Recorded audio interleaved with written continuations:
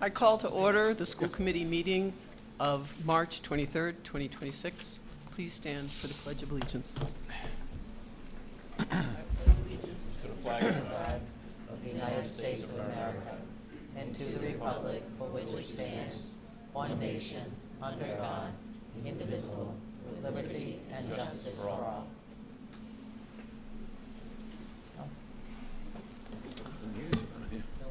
Roll call, please, Ms. Gentner.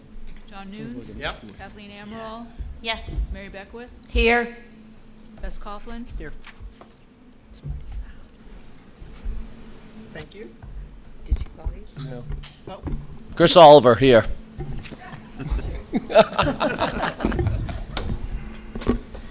This meeting is being recorded. It will be rebroadcast on DCTV and can be streamed on their YouTube channel.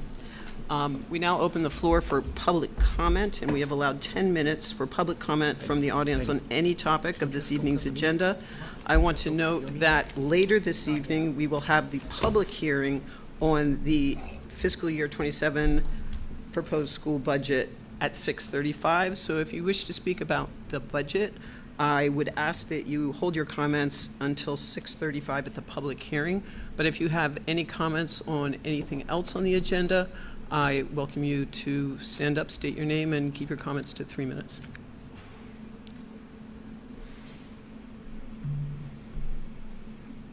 Thank you very much. I think we will have quite a few comments later on the budget. So next up, we have Spotlight on kids from the James M. Quinn Elementary.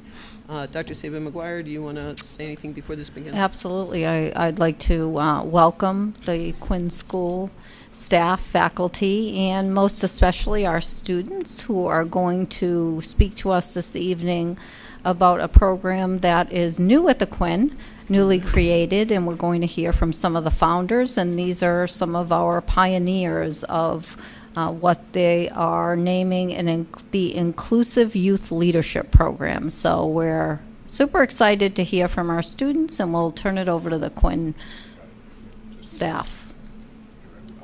Oh, there's Dr. Thomas over there. Good evening, everyone. Thank you for the opportunity to spotlight the Quinn School, specifically about our new Inclusive Youth Leadership Program. My name is Dr. Audra Thomas, and I have the privilege of being the Quinn principal.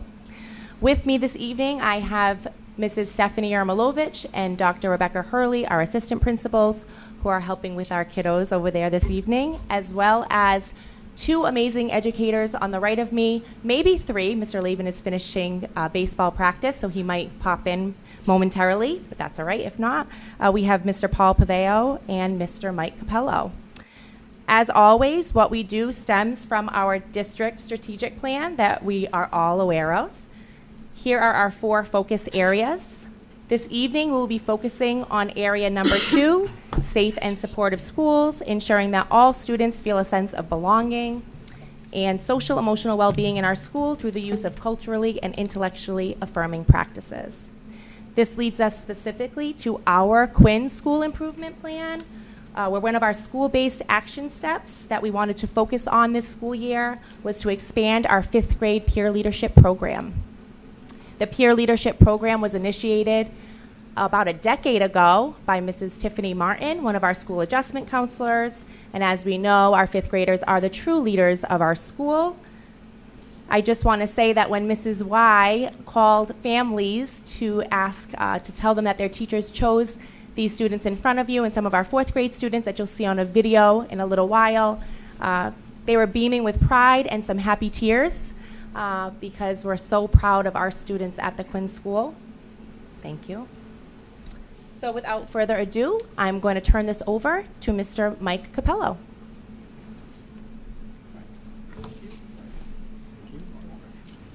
Thank you.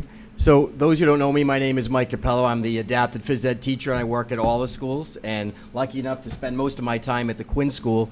I'm going to just do a quick upfront, and then I'm going to pass it over to Mr. Paveo and Mr. Lavin if he makes it in here in a little bit. But when we look at what we're doing here in this peer mentorship program, or peer leadership, it's really a great thing. We've been doing it across the system. We have a great program at the middle school, Mr. Garcia. We have a great program at the high school, Mr. Bro, Miss KP.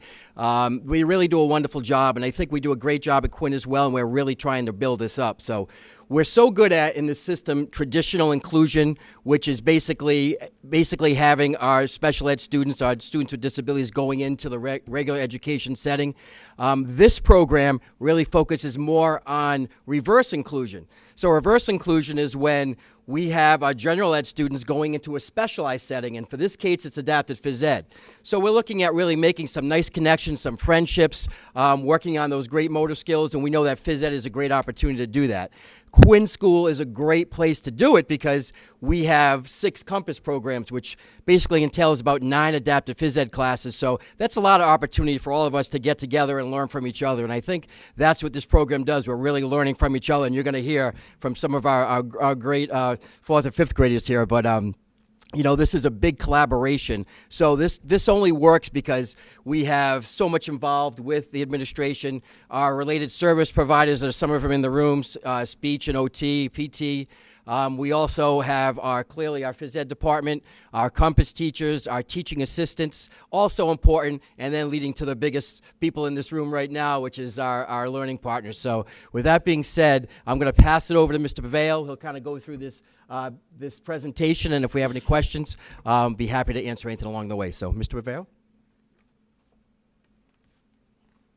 Good evening, everyone. My name is Paul Paveo. I'm the phys ed teacher at Quinn Elementary School. So Mr. Capello and I and Mr. Lavin, we worked on this program over the summer. And we decided with our 5th graders and all, like Mr.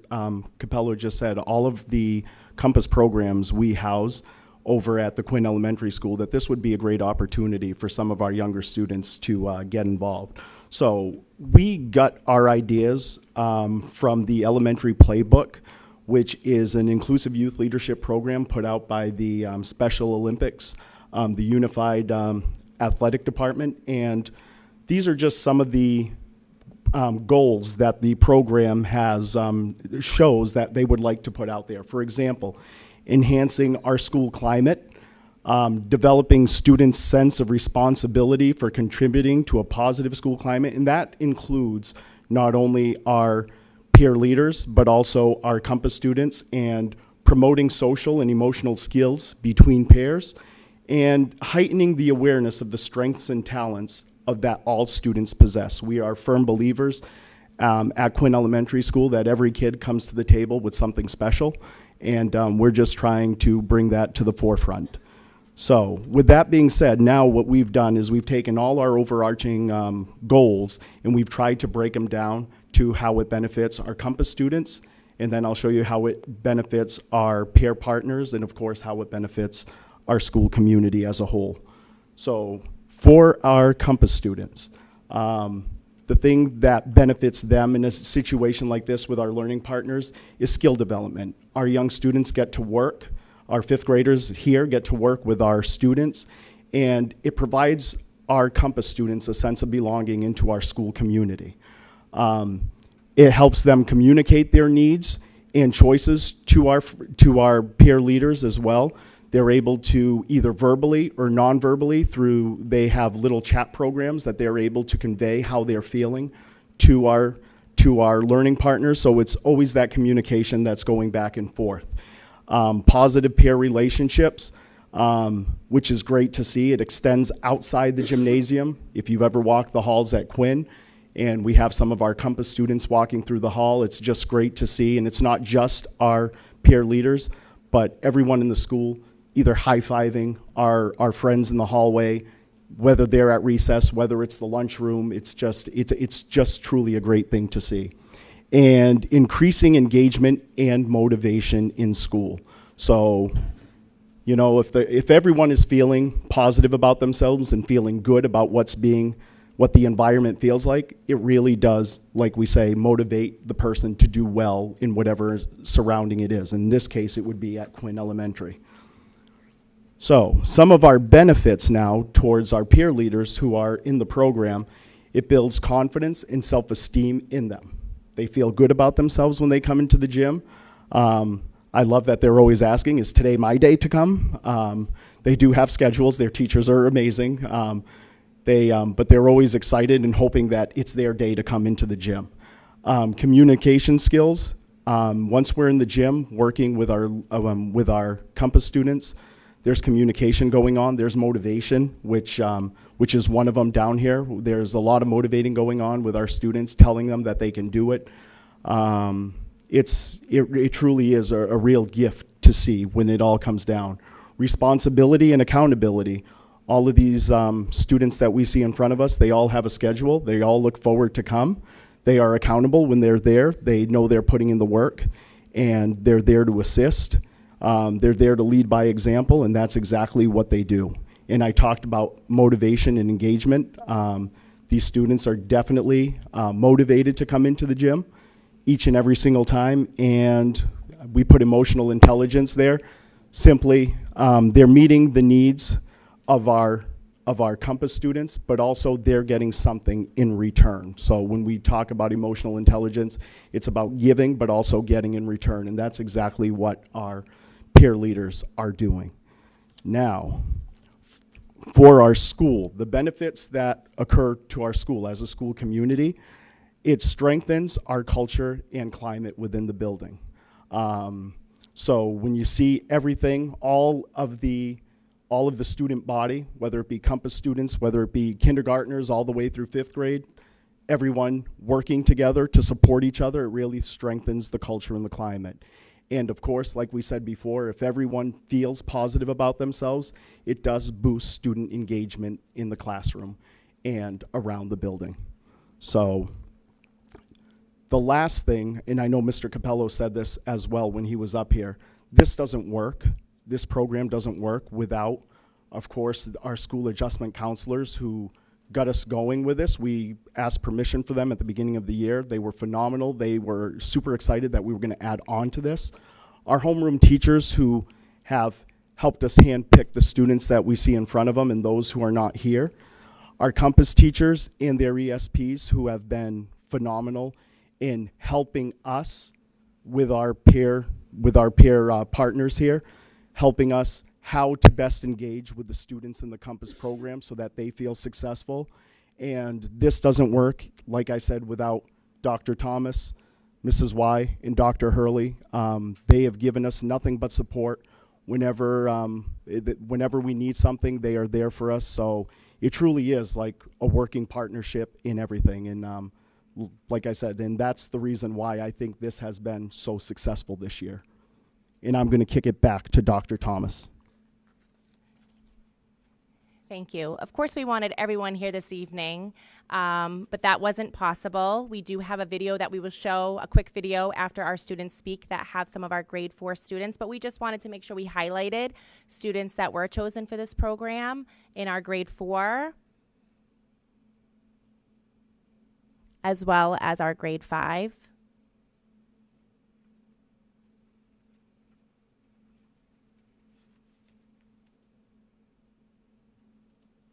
And then we have our student reps here this evening who are going to introduce themselves when they speak. So what do they have to say? This is what we've all been waiting for, right? Valentina Alcori. One important experience I had in the peer leadership program was helping someone complete an obstacle course. I encouraged them and supported them through each part when they felt unsure. It made me feel proud and showed me how much a few kind words can help someone keep going. This experience taught me that being a leader means being kind, patient, and supportive to others, even when things are challenging. Hi, my name is Katerina. What I enjoy most about the peer leadership program is making a difference in our school and helping other peers and students school-wide. Also making everyone feel welcome no matter who they are. That is what I enjoy most about the peer leadership program. My name is Easton Fonts. This program is great for bringing lives together and making our community better. It also gives kids a chance to try something difficult and different. Hi, my name is Ella Paulino. What I enjoy about the peer leadership program is helping out with the kids and doing fun activities with them. I look forward to seeing them happy and smiling. Hi, my name is Haley DeMello. A memorable experience I had from the peer leadership program is playing with the kids and them having a smile on their faces. It makes me look forward and excites me to seeing them. Hi, my name is Chloe Crabb. Something I like about the peer leadership program is helping the students when they need help. One time I helped another student get through an obstacle course. Seeing their smile on their face made me feel happy inside. I look forward to helping them each week. Hi, my name is Chloe Clark. It's very exciting to do it in the week, and it's caring to us and the students when we help out. Hi, my name is Amelia Francisco. I would sum up the peer leadership program in one sentence by saying how all kids with different needs still get to have fun in their own ways. Hi, my name is Savannah Coutinho. I like that I get to help the kids when they need it. I enjoy helping them shoot a basketball or complete an obstacle course, or helping them understand something they're confused with. I love that they can have fun and seeing the smiles on their faces. This program makes them feel included and accepted no matter how they're different from other people. Hi, my name is Catherine Lavalette. One of my personal favorite experiences is the week of scooter boards when the kids pulled us around on the gym on the scooter boards. They obviously liked it better when we pulled them, but this was a memorable experience during the peer leadership program. Hi, my name is Anna. The peer leadership program is fun and exciting for all. It is also very including, and the kids who sometimes may not be as included may find something they like to do in gym class. And if the kids in these classes don't feel included, I know everyone tries to make sure the kids feel excited and happy to be there. Not only does everyone make sure the kids feel included, we make sure they are having fun.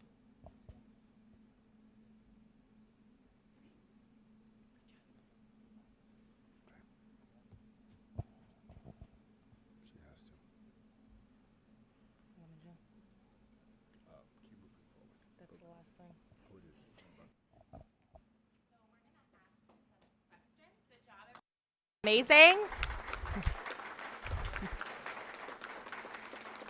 We may have a little technical difficulty with the video, so while we're just waiting to see if that's the case, if we open it to questions while we see, that would be great. I don't know about questions, but you were all great. And I love that you enjoy helping your fellow classmates. And I hope that goes to all your classes. Might have started here in the special gym class, but I hope that that continues. I don't have any questions, but I'm proud of you all for helping out. I know you talked about obstacle courses and scooters and shooting basketballs, I think. Can you give any other examples of activities that you've done with the students?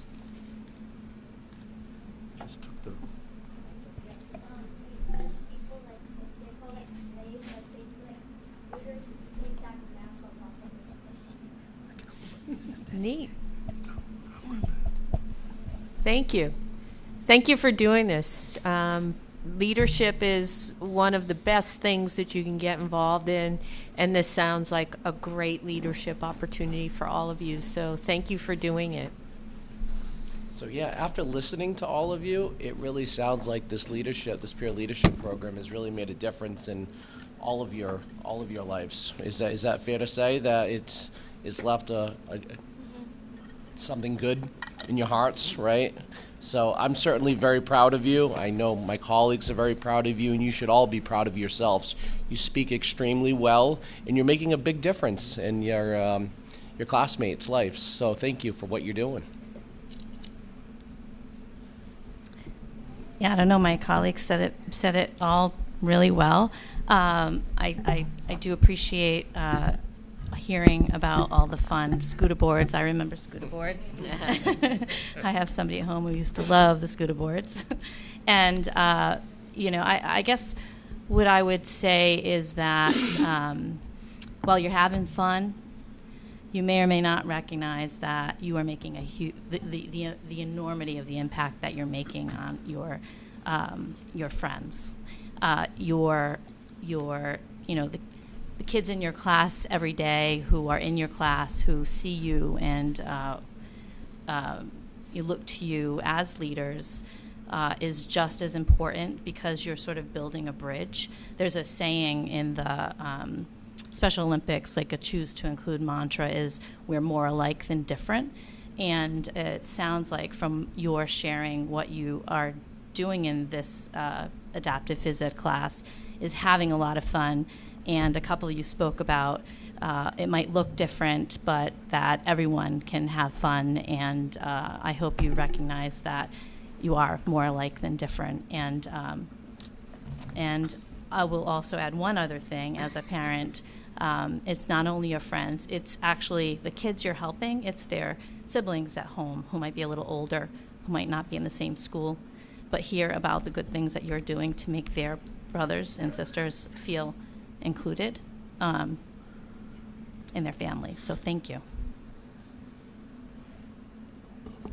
And I'm supposed to follow all of that, right? My colleagues have basically said everything. I congratulate you for what you're doing.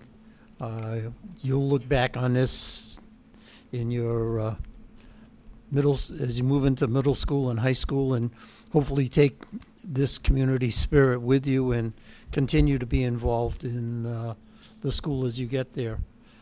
I appreciate listening to what you've been doing and how you're helping everyone out, and keep up the good work.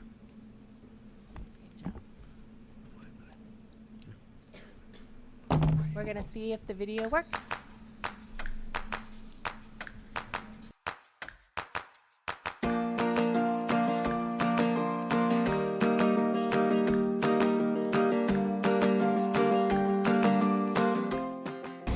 So it asked me what's a memorable experience you have from the peer leadership program, and a memorable experience I had was that I made so many friends and had fun times with them.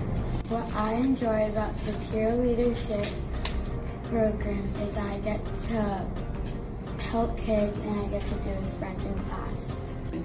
I would sum up the peer leadership program by saying that you get to play with kids and talk to your friends while you do it. The question it asked me is, what would you say to someone who may be interested in the peer leadership program in the future?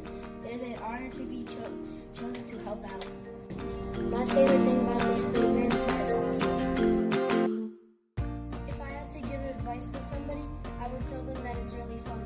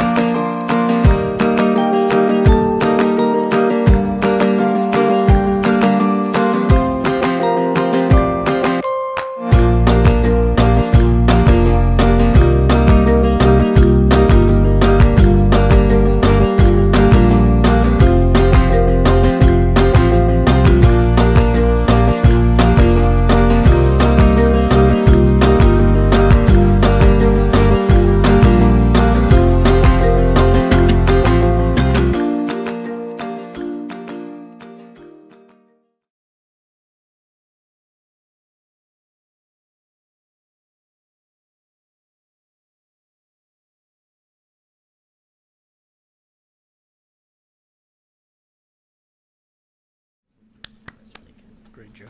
Yep. Thank you. Thank you. Thank you. Thank you. Thank you, everyone. Thank you. See you.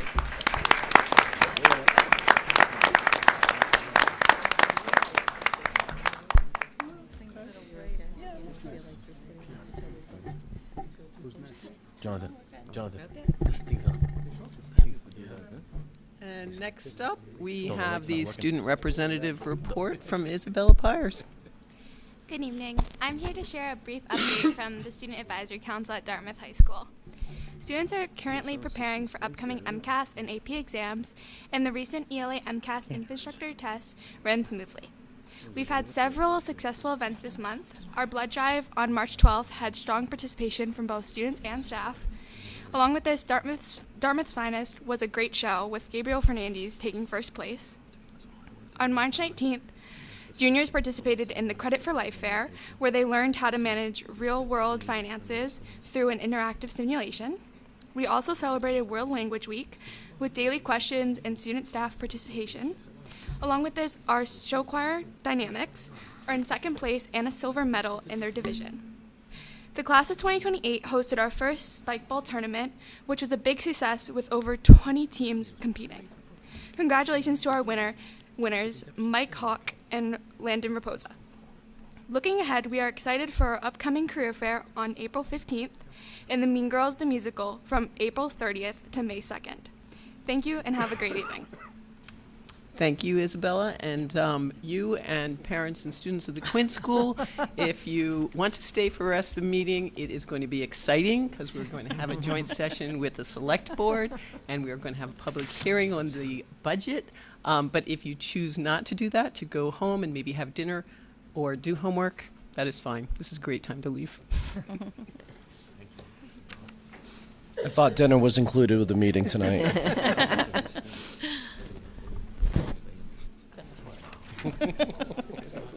It's not in the budget. Right. 6:27. Okay.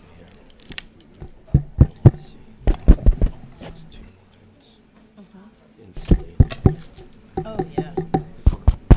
I am now going to open the meeting to the public hearing for our, No, you can't. sorry, select board. No. Oh, it's 6. It has to be at 6:35. Oh, I'm sorry. Or later. I'm sorry. We could do the minutes. We're going to do the minutes. Yeah, we're not. I looked at my clock and I Oh, it's saw 28 and I 6:28. thought it was 38. Thing now. So excuse me, we're going to move to approval of the minutes. So I'm looking for a motion to approve the regular session minutes of March 2nd, 2026. So moved. Second. Who wants it? Moved by Mr. Oliver, I believe, seconded by Ms. Beckwith. Any discussion? All in favor? Aye. Any opposed? It unanimously passes. Thank you. We could also do the consent agenda. Dr. Saban McGuire is recommending approval for the DHF Youth and Government Club, which we do every year, attending the Model Government Conference in Boston. We all got information on that in our packets.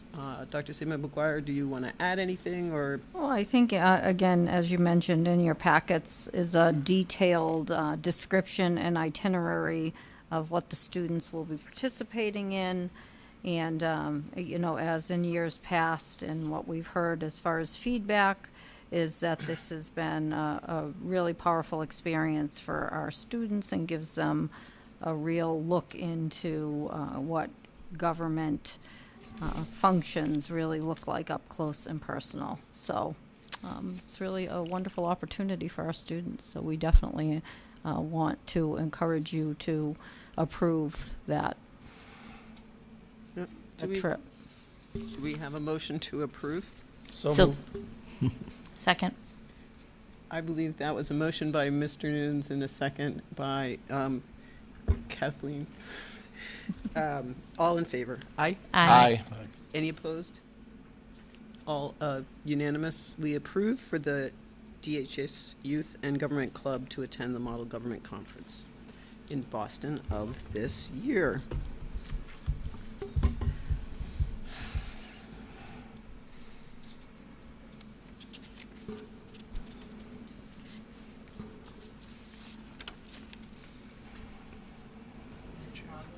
Yes.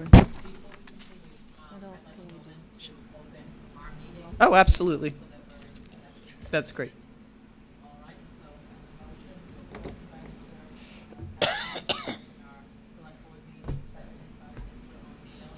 There are 3 of us present currently. I'll send my voice. I'm awaiting the potential arrival of an additional member.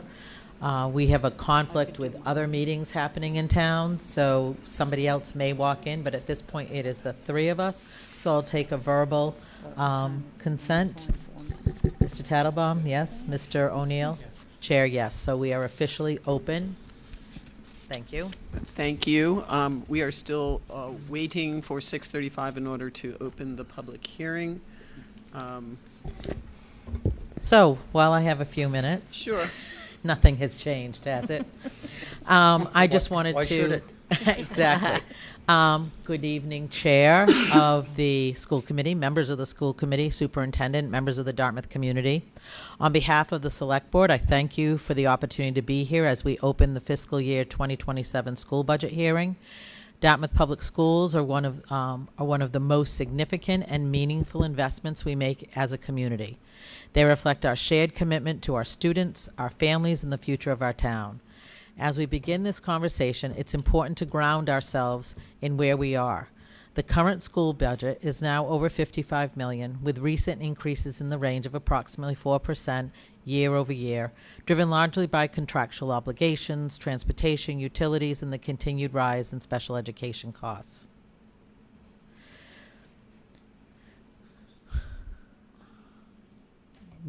Oh, here you go, buddy.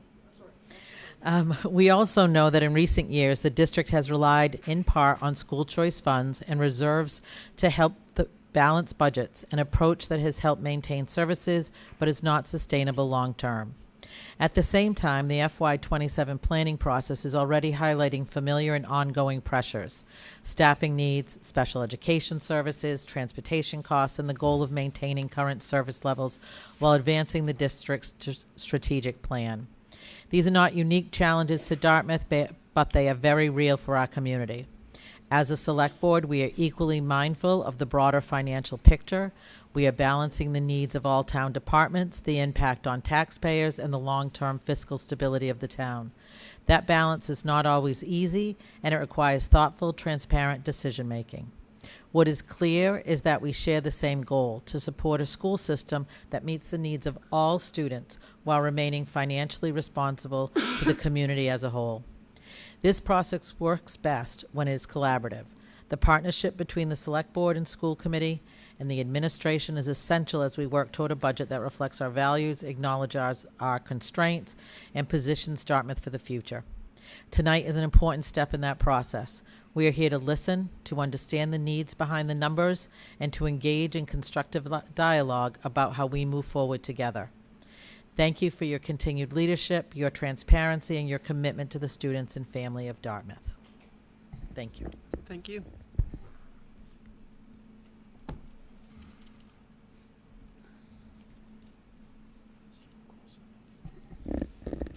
I have 1 more minute to kill. You No. do. No, I'm kidding. Can you fill I it should up? have read slower. You should have.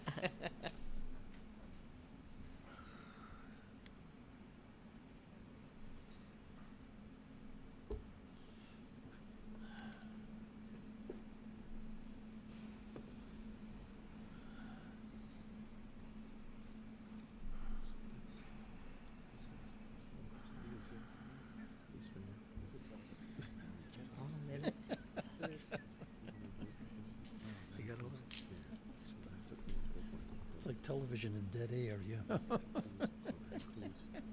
All right. It We're is good. now 6:35, and I am opening the public hearing for the proposed fiscal year 27. Madam budget. Chair, make a motion that we open the public hearing for the FY27 school budget. Second. So a motion by Mr. Newton, second by Ms. Beckwith. All in favor? Aye. Aye. Any opposed? It's unanimous. We are opening the public hearing. So anyone who is interested in speaking, please approach the mic. State your name. Try to keep your comments to 3 minutes so that everyone can be heard.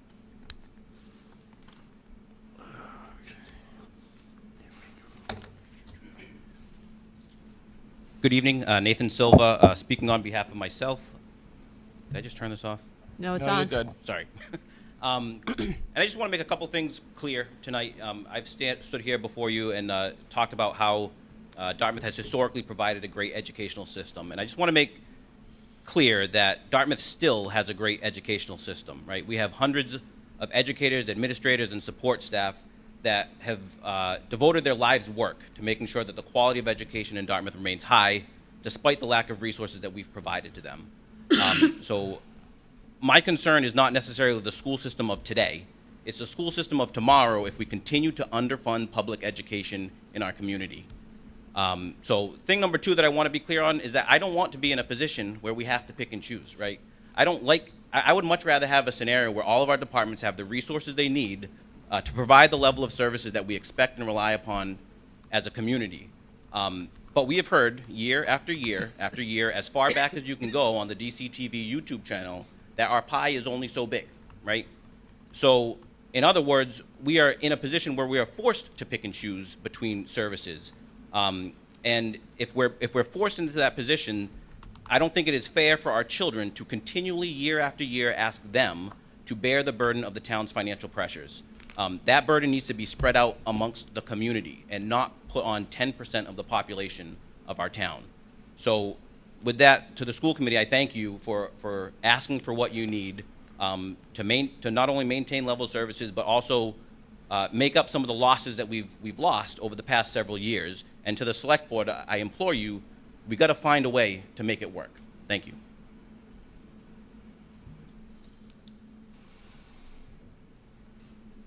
Hi, Heather Noyes-Fredette. I've been here as long as I can remember, so long-time resident as well as a staff member. I want to thank you today for making being here a priority. I want to start off by thanking the school committee for the hard line you have held in asking the town for the 6.8 funding that allows this district to support our students with student-facing services that will make a difference every day, positions that will support all students and in some situations save the district money. I would also like to thank them for being the only committee or board in town that allows for public comment of this nature. They sit there and listen in times of success and hardship, and they do not shy away from listening to conversations that are hard and uncomfortable. I applaud their dedication to this civic engagement. This funding issue for our schools is not a new issue. There are school committee documents from the 1930s detailing the finance committee recommending a much smaller appropriation than was requested by the school committee. In the 1990s, my father spoke in support of the schools receiving funding they needed. He was a staunch supporter of our school system and public education. And today, I have tried to step into a very large footprint he has left behind to continue the fight to allow this school system to continue proudly serving this community and be sought after as a school system for others. The schools first coined the One Dartmouth slogan, building a strong, stable support system of core principles which allow for all 3,300 of our students to grow and succeed. We don't minimize one student for their needs or disregard one group of students because they require more funding. That would be a very limiting approach to growth and the antithesis of One Dartmouth. The town has also adopted the One Dartmouth slogan. However, when one and only one department, it's the schools by the way, are consistently told that they cannot have their level services budget, that is not the One Dartmouth mentality. The One Dartmouth mentality is getting all budgets funded. That is what makes a strong community. Those departments that do not bring revenue into this town are still assets and are worthy of the stream of funds they require to service this community. We were promised things would be different for funding at the June town meeting last year. I can't say that promise will be fulfilled. We need to stop framing this as a schools issue. It is not. It's a planning issue. Our children should no longer bear the challenges that our town government hasn't executed solutions for.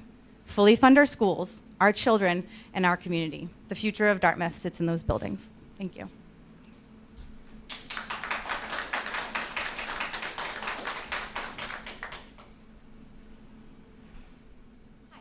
I'm Jody Parisi. This is Joe Silva. We are co-presidents of the Dartmouth Educators Association. We would also like to begin by voicing our appreciation for the school committee in advancing a budget that actually reflects the needs of the school department. At this time last year, we stood before you facing a second consecutive year of significant staffing reductions.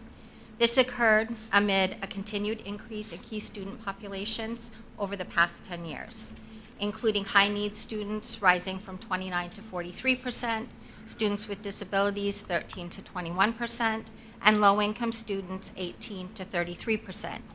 These trends are particularly concerning when considered alongside the district staff-to-student ratio, which is not keeping pace with state benchmarks. The Finance Committee has proposed a 3.5% increase for the district in FY 2027. However, this increase would not achieve even a level-funded budget and would likely lead to additional staffing reductions. For context, Dartmouth Public Schools currently ranks 263rd out of 319 districts in per pupil expenditure, meaning that 82% of the districts in Massachusetts invest more per student than Dartmouth. Over the past 2 years alone, the district has eliminated 11 positions and lost 16 classroom positions through reallocation. While reallocation may retain individual staff members, it results in the loss of many critical roles. For example, at the Dartmouth Middle School, a reading specialist position was eliminated and the staff member reassigned to a special education role. These are the difficult trade-offs that arise when budgets fall short of meeting district needs. Our students cannot afford to lose more teachers. Mr. Kiley presented the proposed budget at the Financial Committee meeting on March 5th. Though there were solutions put forward, these are only temporary one-time measures. During the discussion, it was noted that the school department was the only town department not being level funded. A response from the town emphasized that we are one Dartmouth and suggested that framing the issue is comparative terms was unproductive. To this, we wholeheartedly agree. However, shortly thereafter, another member made a comment referencing that this budget dilemma is the schools department's. This contradiction is difficult to reconcile. If we are truly one Dartmouth, then the financial challenges facing the town should not rest solely on one department, the school department. Instead, they should be addressed collectively as a town. Continuing to balance the town's budget at the expense of our students is neither sustainable nor equitable. Our students deserve better. Thank you.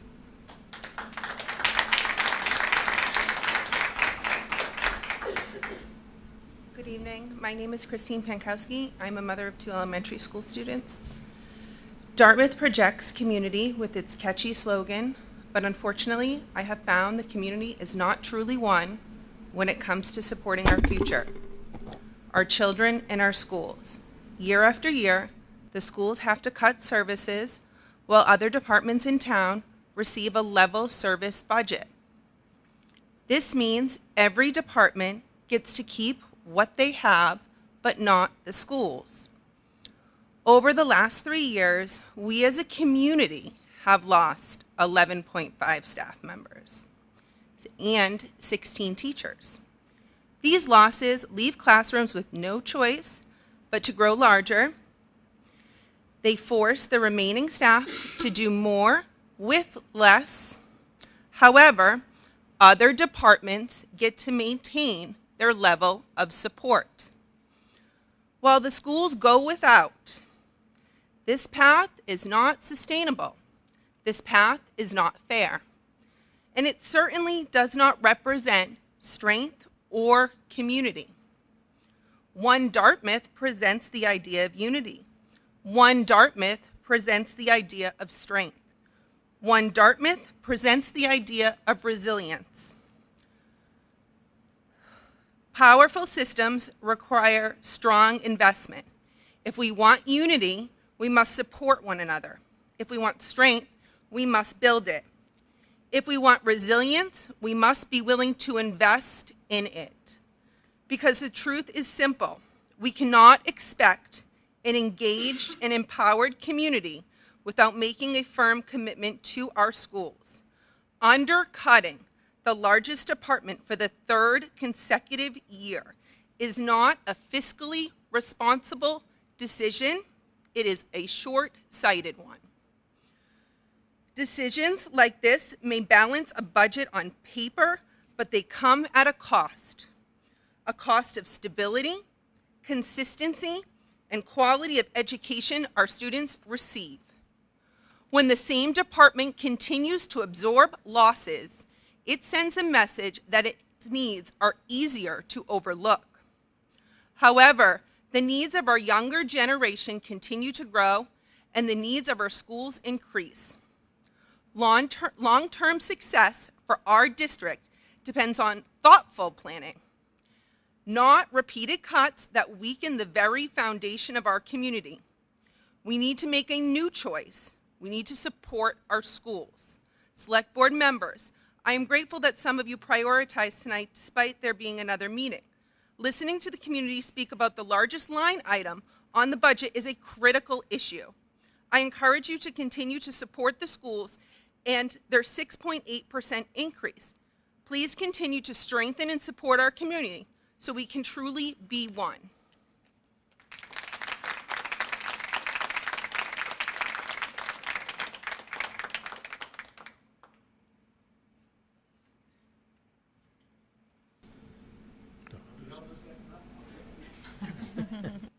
Peter Knowlton, 35 Buttonwood Road. I've been a longtime resident of Dartmouth. My kids are grown. They went through the Dartmouth education system, received a wonderful education, which is one of the reasons why we moved back here in the late 80s, was to attend this school system. Both my kids went to Cushman Elementary School, then they went to Quinn, and then they went to the high school. And wonderful education, and I really appreciate it a lot. But what concerns me is when I sat through the school committee meetings, both here and also when they made the presentation with the finance board, and it showed the percentage of increase of children who need special needs assistance and those who need regular assistance. The increase of 50% over the last 10 years has to be incredibly concerning to anyone who lives in this town. The students are our future. Our kids are our future for this town. I don't have any kids in the school system. I don't have any skin in the game other than our future. And if there's anything that we leave as our legacy, it is that future. And I applaud the school committee for coming forward with a very responsible budget, I thought. I sat through the presentations. I wanted to understand better what it is, what the push and pulls are within the budget and the dynamics within the town between the school budget and everything else in the town. The schools, it's an alarm bell. The lights are flashing. The emergency is being told to everybody in the town that if we don't start taking care of the budget of the school system, we could be in trouble. And I really applaud the school committee for doing this, and I really want to urge the select board for taking this issue of the school budget more seriously than it has in the past. I understand the difficulties the select board is under in terms of choosing this or that, but I don't think it's a matter of choice. Because I don't think we have a choice when it comes to the future of our kids. I think we have to do what's right for everybody, both on the revenue side and on the expense side. So I really applaud the school board. I want to thank them for their budget, for their proposal, and for sticking to the budget despite some opposition from the select board, and really encourage the select board to relook at this budget and to support what the school committee is putting forward. Thank you.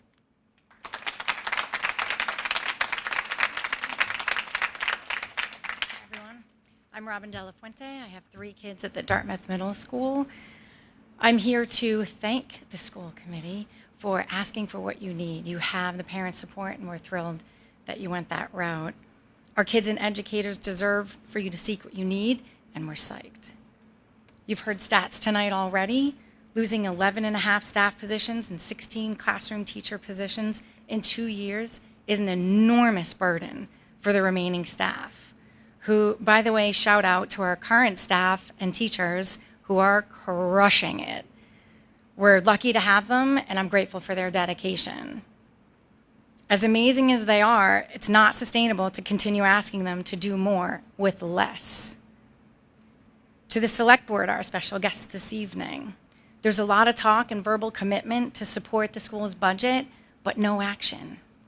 There's a lot of talk regarding revenue issues in the town, but no action. How many years will this be conversation? It's time for action. Please send the 6.8% budget increase to the school committee. Please stop making our children and educators bear the brunt of financial pressures in this town. The students of this community should be the last on the list to pull funding from, and yet they're the first. How can that be? School-age children are 10% of this community and can't be here to tell you to fund their schools, the full 6.8% that they need that the school committee is asking for. Jim has done a thorough job auditing how funds are used. No more data is needed. The school committee is telling you what they need. Believe them. Stop asking the schools to compromise year after year. Bringing Dartmouth to the state average would mean hiring 52 ESPs. That's how far away we are from the state average. This is how much extra work our teachers and staff are doing to support the students of this community. Being this far below the state average should not be okay with anyone in this town. A voice often missing at public comment at school committees is the many school-age parents who would like to be here but can't for the variety of reasons. I have a list of parents who couldn't be here and have asked me to read their names in support of a 6.8% budget increase for our schools, starting with my husband, Mark Yanni, who is currently on practice pickup duty, so can't be here. Jessica DeRoche, Britt and Sean Simpson, Justine and Nick Mello, Erin O'Lilla, Nancy and Dennis Leary, Melanie and Jay Martinez, Stephanie and Patrick McHenry, Tanya Ruda, Jennifer Goncalves, Michelle Telfair, Lisa Miguel Castanera, Jen and Derek DeMello. These are just a few of the parents I've run into in the last few weeks. There's so many more. Please hear our plea. Please support our schools with the 6.8% that they need. Thank you for your attention.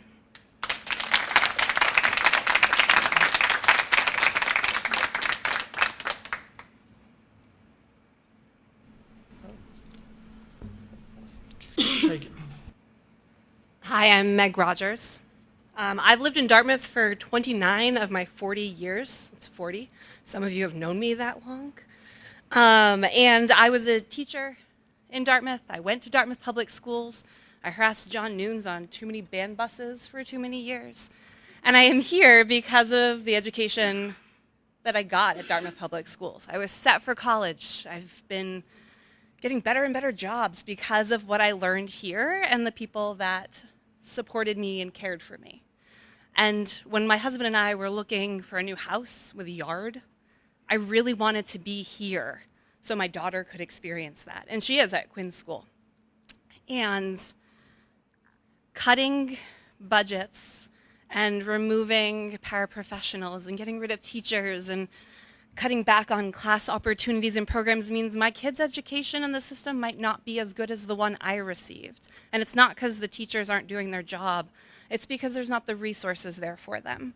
And I encourage the select board to take action. Like, we can't just change the budget this year and then not fix where the funding sources are. We need to dig deep and figure it out and figure out what the solution to this is to get more revenue in, whether it's a tax increase, which no one wants to pay more taxes, but we might have to get what we want, and that's education for our kids.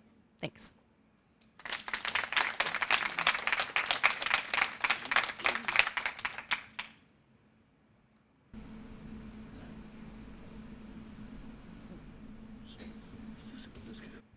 Hi, everyone. Can you hear me okay? Zach Tavares.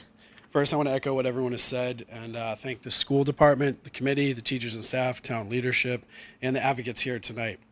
The school department presented what it needs to fund the schools, and the school committee heard that and said, let's bring it to the select board. And that's exactly how the process is designed to work, so I applaud that. I'd like to discuss the revenue side a little bit. We hear the pie is fixed and that state aid is the problem. There isn't much that we can do about it. Candidly, I don't accept that. Not entirely. We don't control state aid or the broader economy, but we do control how we respond locally and how we plan and how we use the financial strength we've built. And to be clear, I'm not questioning the principle of being conservative. I'm asking whether the extent of conservatism we're applying right now still makes sense when it's producing cuts to our largest department year after year. State data shows that local receipts have exceeded estimates by $2 to $3 million for the last few years. New growth has increased. Our stabilization fund has grown past the town's own 10% policy target.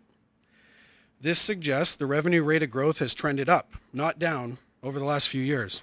It suggests a town that's been growing and not contracting.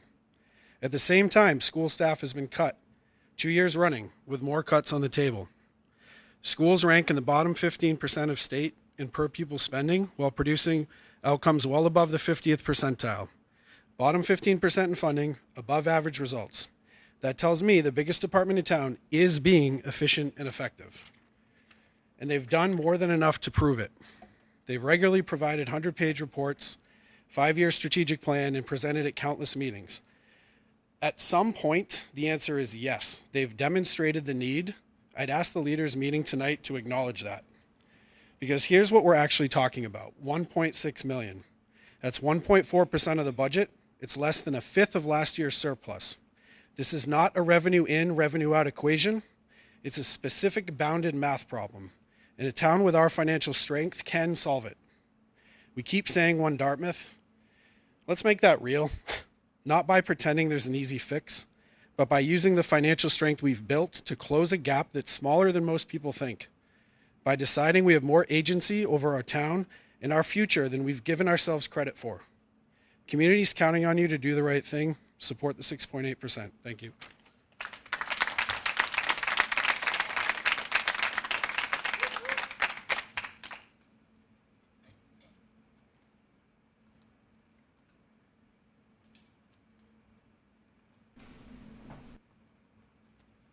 Hello, Madam Chair, and through you to the members and Madam Chair of the Select Board.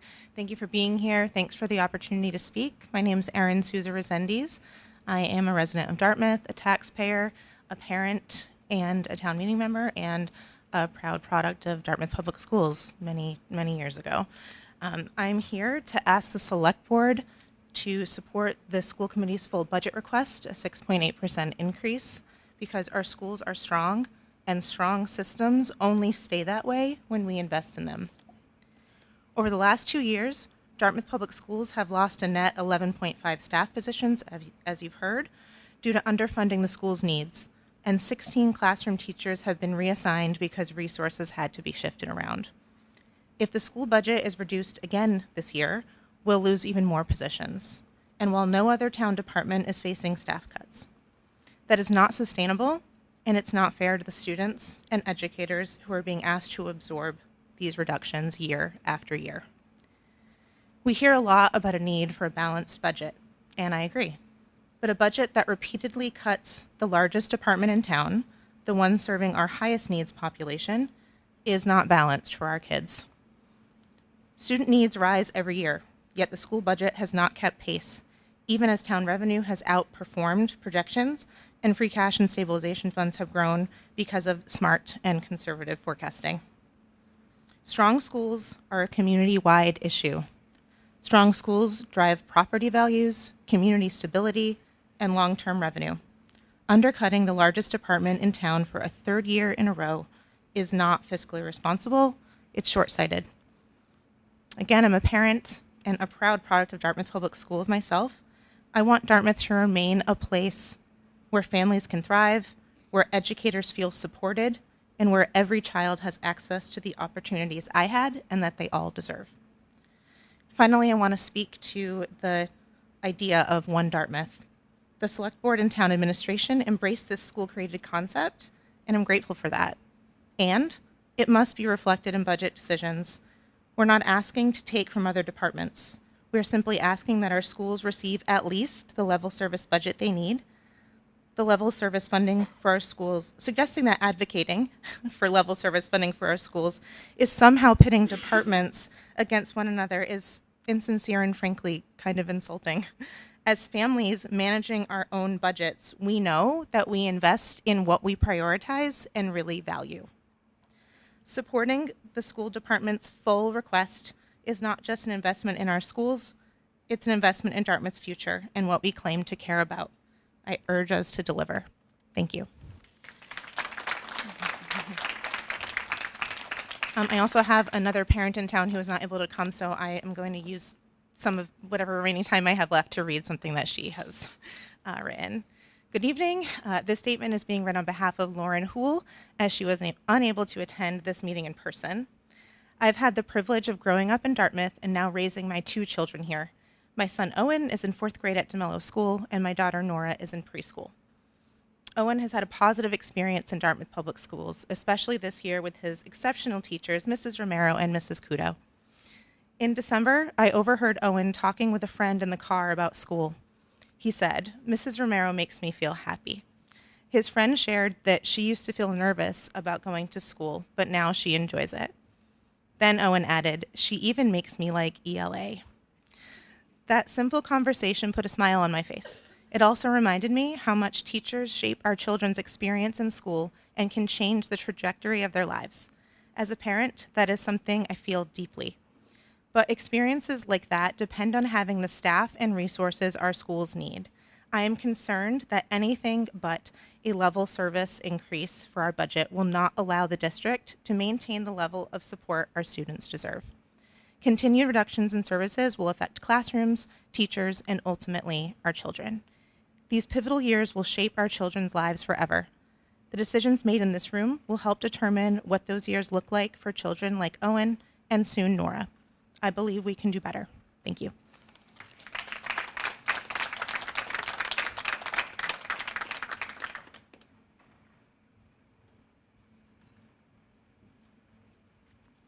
Good evening. My name is Erin Noonan.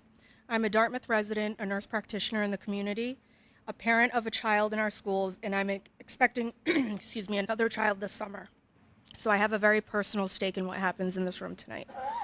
I want to thank the select board members who are here. We know that there is a competing meeting tonight, and we appreciate that you chose to prioritize the largest line item in this town's budget. I'm here to ask the select board to support the school committee's full 6.8 budget request, not because it's ambitious, but because it is the minimum needed to maintain the level of service our students already have, and to begin closing the gap between Dartmouth and the state average for support staff. And let's put that number into context. In FY25, our schools received just a 2.8 budget increase, the lowest in recent years, and well below what was needed. FY24 was 4.6, FY26 was 4.4. The 6.8 being requested this year is not an overstep. It is in part a reflection of the shortfall our schools absorbed in FY25. When you average it out, we are simply trying to get back to even.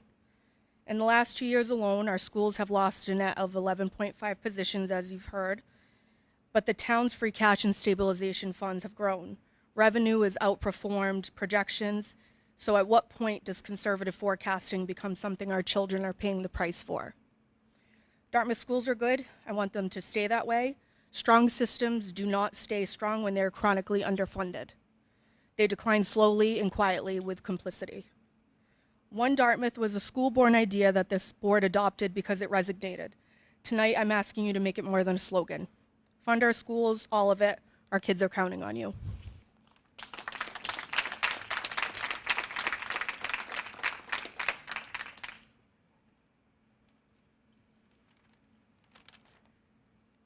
Hello.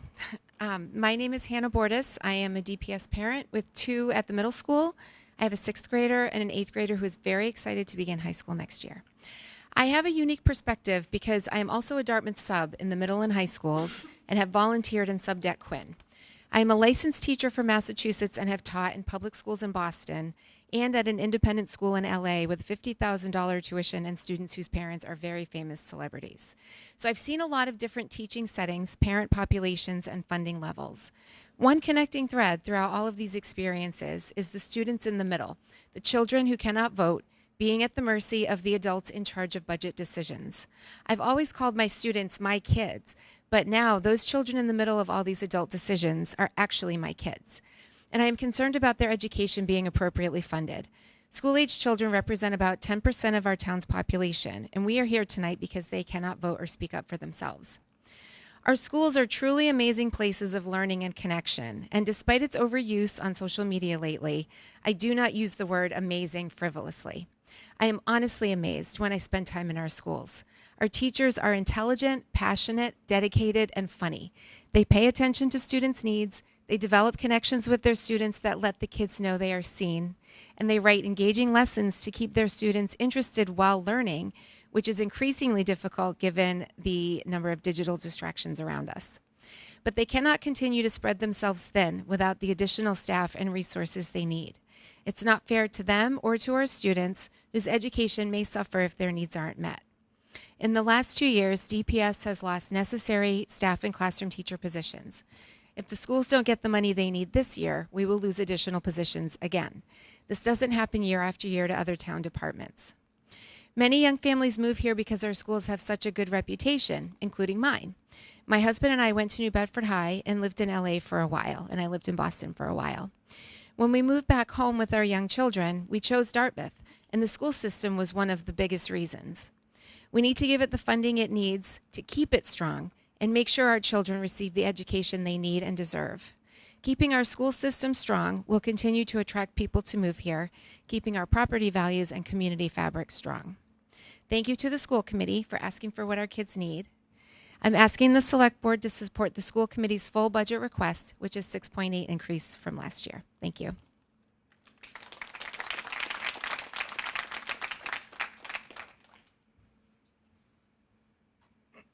Hi, my name is Jeff Steele.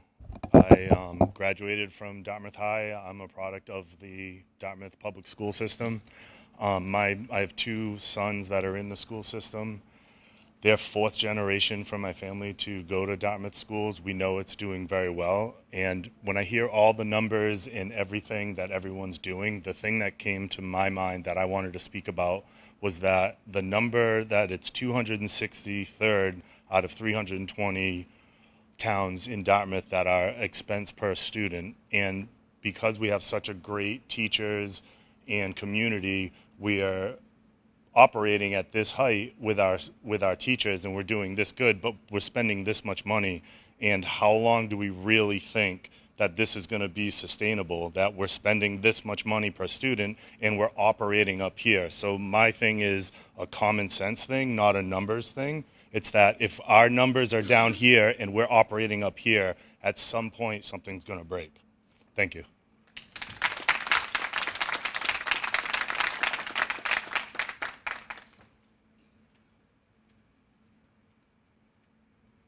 Good evening. My name is Kimberly Bancroft. I'm the mom to 2 young children, one who's completing preschool at Cushman, entering kindergarten at DeMello in the fall, and another who will be entering Cushman preschool shortly.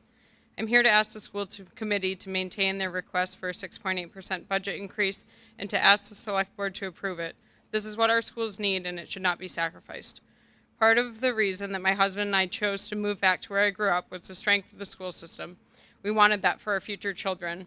Our experience at Cushman has been wonderful, but I worry we are risking what makes it so special. When we continually ask our schools and teachers to do more with less, it is not sustainable. It is unfair to ask our children to shoulder the burden of this town's revenue problem even once, let alone year after year.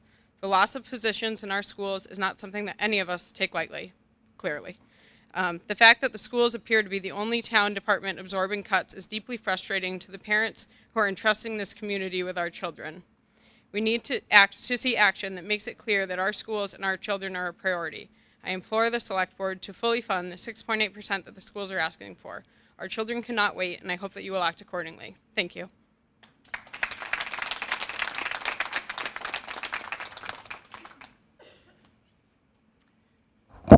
Good evening. My name is Abby Evazelis. I am a parent of 2. I've been in Dartmouth for about 10 years now, and a former educator and a current program administrator for education programs. So I want to thank the school committee for asking for what you need, and I want to thank the select board for being here to listen to the comments of the families and parents who are here today, and of course many others who couldn't be here who really feel this is an important topic and want to share this with you. So far in our 10 years, I've been happy with the schools and the experiences we've had so far. Honestly, that's why I was shocked to hear that 80% of schools in the state of Massachusetts get more funding per pupil than we do. That, to me, just demonstrates how great the educators, administrators, and support staff are with the money that we actually give them. And it just shows that they are doing such an incredible job. Hearing again that the proposal is for a 3rd year in a row now to cut the budget, especially by 1.5% below level services, to me feels unacceptable. So we moved to this town knowing we plan to raise our family here. I've also had the pleasure of meeting many young new families who've moved to town with the same goal. As an educator, I'm aware of the importance of providing a quality education for the young and talented humans in general. As a parent, I want my children and peers to experience a quality education, not only to date, but also in the future. I urge the Select Board to fund the school committee at the requested 6.8%. We want more families to move to Dartmouth. You saw some of the amazing and talented students here today, and you know that there are so many more who live in our town that could not be here to speak for themselves. None of them deserve to bear the brunt of the fiscal challenges. Dartmouth is a great town. I would like to be able to continue to sing the praises of our town, and I do not want to see the perception go down. If the choice is to continue to underfund the students, then we know that that's what will happen. Thank you.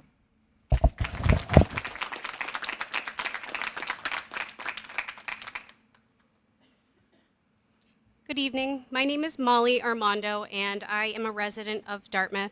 My husband and I grew up in the town of Dartmouth. We both went to Cushman. My mom went to Cushman. We made a very intentional decision to come back and raise our children here in this town because we believed in what Dartmouth represents. We wanted our kids to have the same experience that we had growing up here. But to be honest, our experience has not been that. We have a preschooler and a second grader in the Dartmouth public school system, and what we've seen so far has been incredibly concerning. At our son's orientation, the night that we're supposed to meet the teacher, we couldn't meet the teacher because it was so crowded. There were 26 children in this classroom, and it was the most chaotic night, and we left and he was crying. It was awful. I mean, we couldn't even say hello to his teacher on the night of this orientation. And that's not a reflection of the teacher. That's a reflection of the environment that we are asking them to manage. 26 young children in one room, many of them needing additional support. Both of my children have IEPs, so I'm not speaking in hypothetical terms. I'm speaking from a real-world lived examples and experiences. When classrooms are stretched this thin, the children who need the support the most are the ones who feel it first. This is not political, this is not personal, this is just our everyday reality of what we're experiencing right now. I would strongly encourage every member to spend some time in the school systems, in the classrooms, and see how chaotic it really is.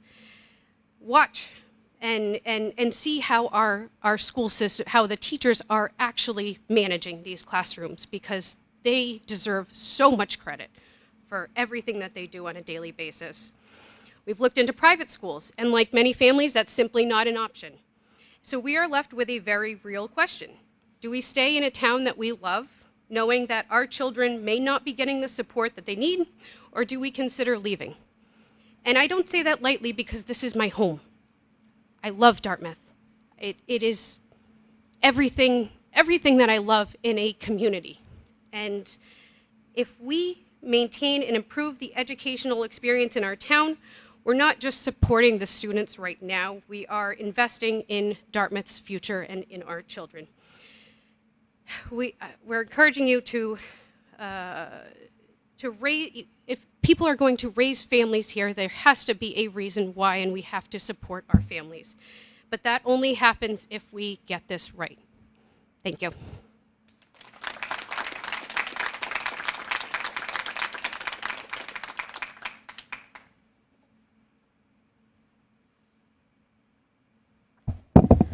Good evening. I'm Ed Pacheco. 4 of my 6 children have either graduated or will be graduating from Dartmouth High School this year. Over the past 25 years, I remember walking my 29-year-old daughter now through Dartmouth High School when it was first constructed. And she was about 4 years old at the time. At the time, the Chronicle was still in business and did an article about Dartmouth High School and how it was going to serve generations in front of us. And they actually took a picture of her. She was about this big. And they put her in there and they said, you know, graduating class of 2016 or 17. And that image always sticks in my head because These buildings, these teachers, these students, the one thing that is always consistent and has always been consistent in Dartmouth is the amount of quality education that we've put into our students and into our buildings and our educators. Education is a pay-it-forward system. When we went to school, someone paid for that. Well, now it's our turn.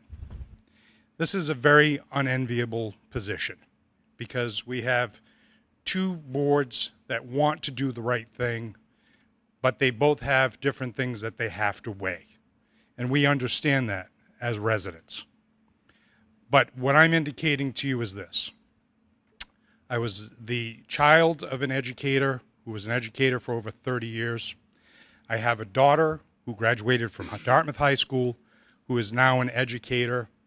And I see that we're asking our educators to do more with less year over year over year.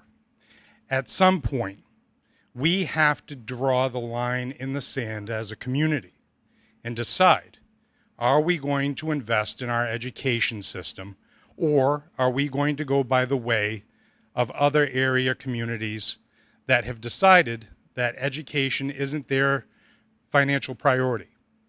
And they send their students to us because we have quality education. So yes, it hurts for us to have to do the right things by education, but it is something that we have to knuckle down as a community and take the responsibility for and do the right thing. I appreciate your time. Thank you.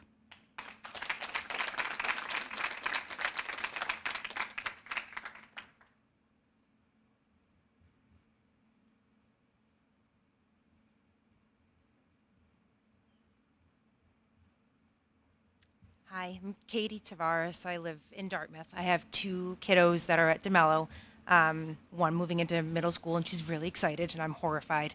I just want to say thank you for everything you do. My husband and I chose to move here. We bought a house in 2018. When we bought the house, it had avocado shag rug and 6 layers of wallpaper. And we were like, we can fix that. It's fine. So we got in there and we fixed it. And then we found a squirrel's nest in the oven and a beehive in the wall. We thought it was just a little neglect, but it was clear this was decades of neglect. And I'm really nervous that what we're setting ourselves up for is not just avocado shag rug, because that can get pulled, but that it's squirrel's nests and it's beehives and that our kids are going to suffer. I am a proud parent in this district. I am a full-time working mom. My husband works. I am proud to work with Liz at DeMello as a PTO member. They do a hell of a job over there, and I am really happy that my kids are there with them under that administration. But I know the support that we provide, and I know what they wouldn't have if the PTO didn't provide it.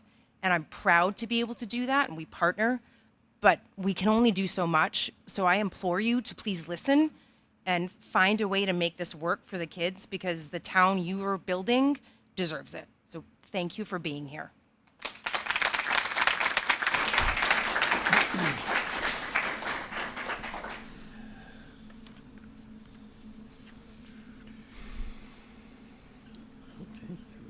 Good evening. My name is Michael Cutting. I am not from Dartmouth originally. I grew up down in Maryland, where I went to public school throughout. I first became introduced to Dartmouth when I met my future wife in 2009. And one of the things that I very vividly remember about first meeting Dartmouth was the pride that everybody I spoke to had in the town and the schools. We got married in 2014, moved away in 2015, and then moved back here in 2018 because we wanted to be back in this town. Since we moved back, the tone has been very different. I hear a lot of the schools are great despite, or things are pretty good, but I don't hear the sense of pride and leadership and ownership that I first experienced when I first came to Dartmouth back in 2009. I've been a town meeting member since 2023, And every single one of those meetings, there's been a lot of discussion about, yeah, we're going to do this, but this is going to be too hard, and we have a lot of hard decisions to make. It's time to make some hard decisions. There's been a lot of discussion, but not a lot of hard decisions being executed. Nobody's going to move to this town in the future because we have underfunded and schools that are not performing up to expectations. This is an investment in the future, and I think that leadership needs to start acting like that. Thank you.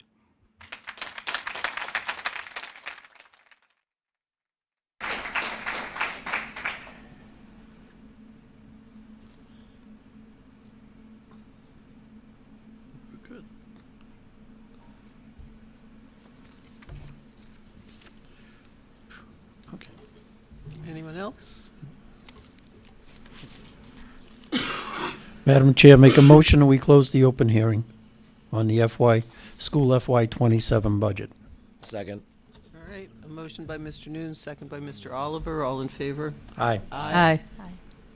All opposed? That would be unanimously closing the public hearing. Thank you all for your comments.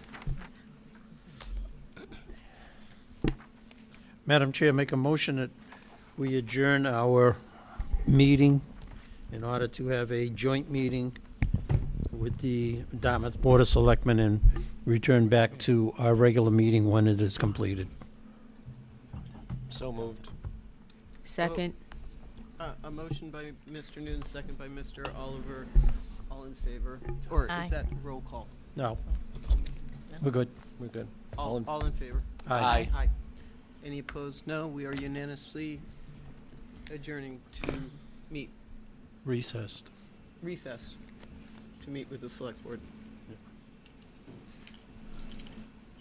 Woogie.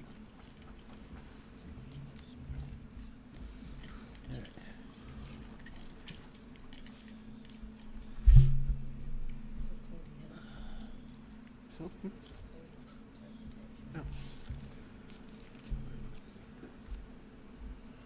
So I believe we are getting a presentation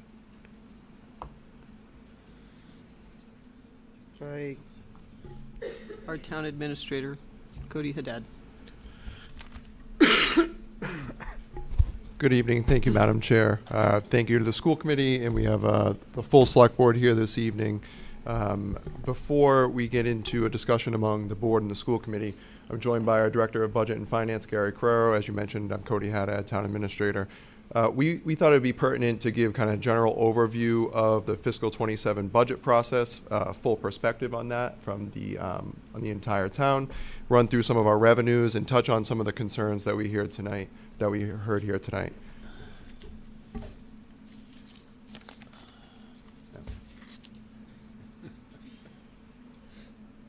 there anything you look at?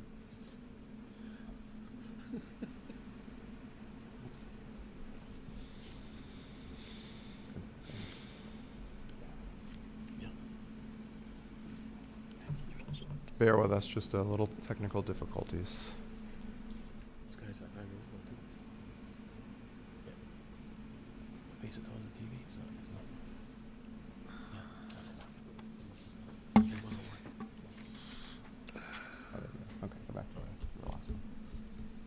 So to start, we just want to give an overview of what our budget calendar looks like. We start our budget process in November when we send out our fiscal 27 budget memo and capital planning memo to all of our department heads. Those were all due on December 26th, back to myself and our Director of Budget and Finance. We meet with each department individually to review those requests for the next fiscal year in early January. And then the Finance Committee begins to review those requests in February. And then you see in March, the schools and the larger departments have public budget hearings. And then early April, we begin to review the full fiscal 27 budget as we prepare for town meeting in June. I also want to go over some of our financial policies that guide our budget annually. So number one priority is we need to propose a balanced budget. That is, we have to do that per the Department of Revenue. We cannot bring forward a budget that's out of balance to town meeting. We review and try to present a fully funded operating budget. We want to bring adequate funding for maintenance and replacement of capital. We prepare a 10-year capital plan. We Our free cash should be maintained between 2.5% to 5% of the general fund operating revenues. Any free cash beyond our reserve balance goal is utilized for non-reoccurring expenditures, so we don't want to use one-time revenue for reoccurring expenditures. We have a goal to have at least 10% of our general operating budget in our stabilization fund. We fund other post-employment benefits, which is primarily made up of health care for retirees at $200,000 per fiscal year and $1,500 for each new eligible employee. Long-term debt is limited to capital projects and confined for projects that are too expensive to be financed with current revenues. Our user fees are reviewed annually, and grants and gifts are consistent with the mission and strategic direction of the town. And then finally, we want to invest in economic development with the balance of the goals of the greater community, and our investment practices should be in accordance with the town's investment policy and Massachusetts general law. We get into what our general fund operating expenses are. Obviously, the schools, our public safety, public works, community services, general government. We have debt service, benefits, and insurance. The makeup of our overall budget is seen on the screen here. And so you see health and liability insurance make up about 16%. You have debt service, general government, community services, public works, public safety. As mentioned this evening, schools are the largest line item on the budget. And our total cost of education, so that includes Dartmouth Public Schools, New Bedford Voc Tech, Bristol Aggie, and then the benefits that are for our school department employees encompasses about 65% of the budget, estimated at around $73 million for fiscal 27. Then we get into our fixed costs. So, you hear $113 million and you think, okay, the town has a lot of flexibility with the budget. When you really break it down, that discretionary funding becomes much smaller because you see, based in fiscal 27, we have almost $33.4 million in fixed costs. Those are those costs that we don't have a ton of discretion with.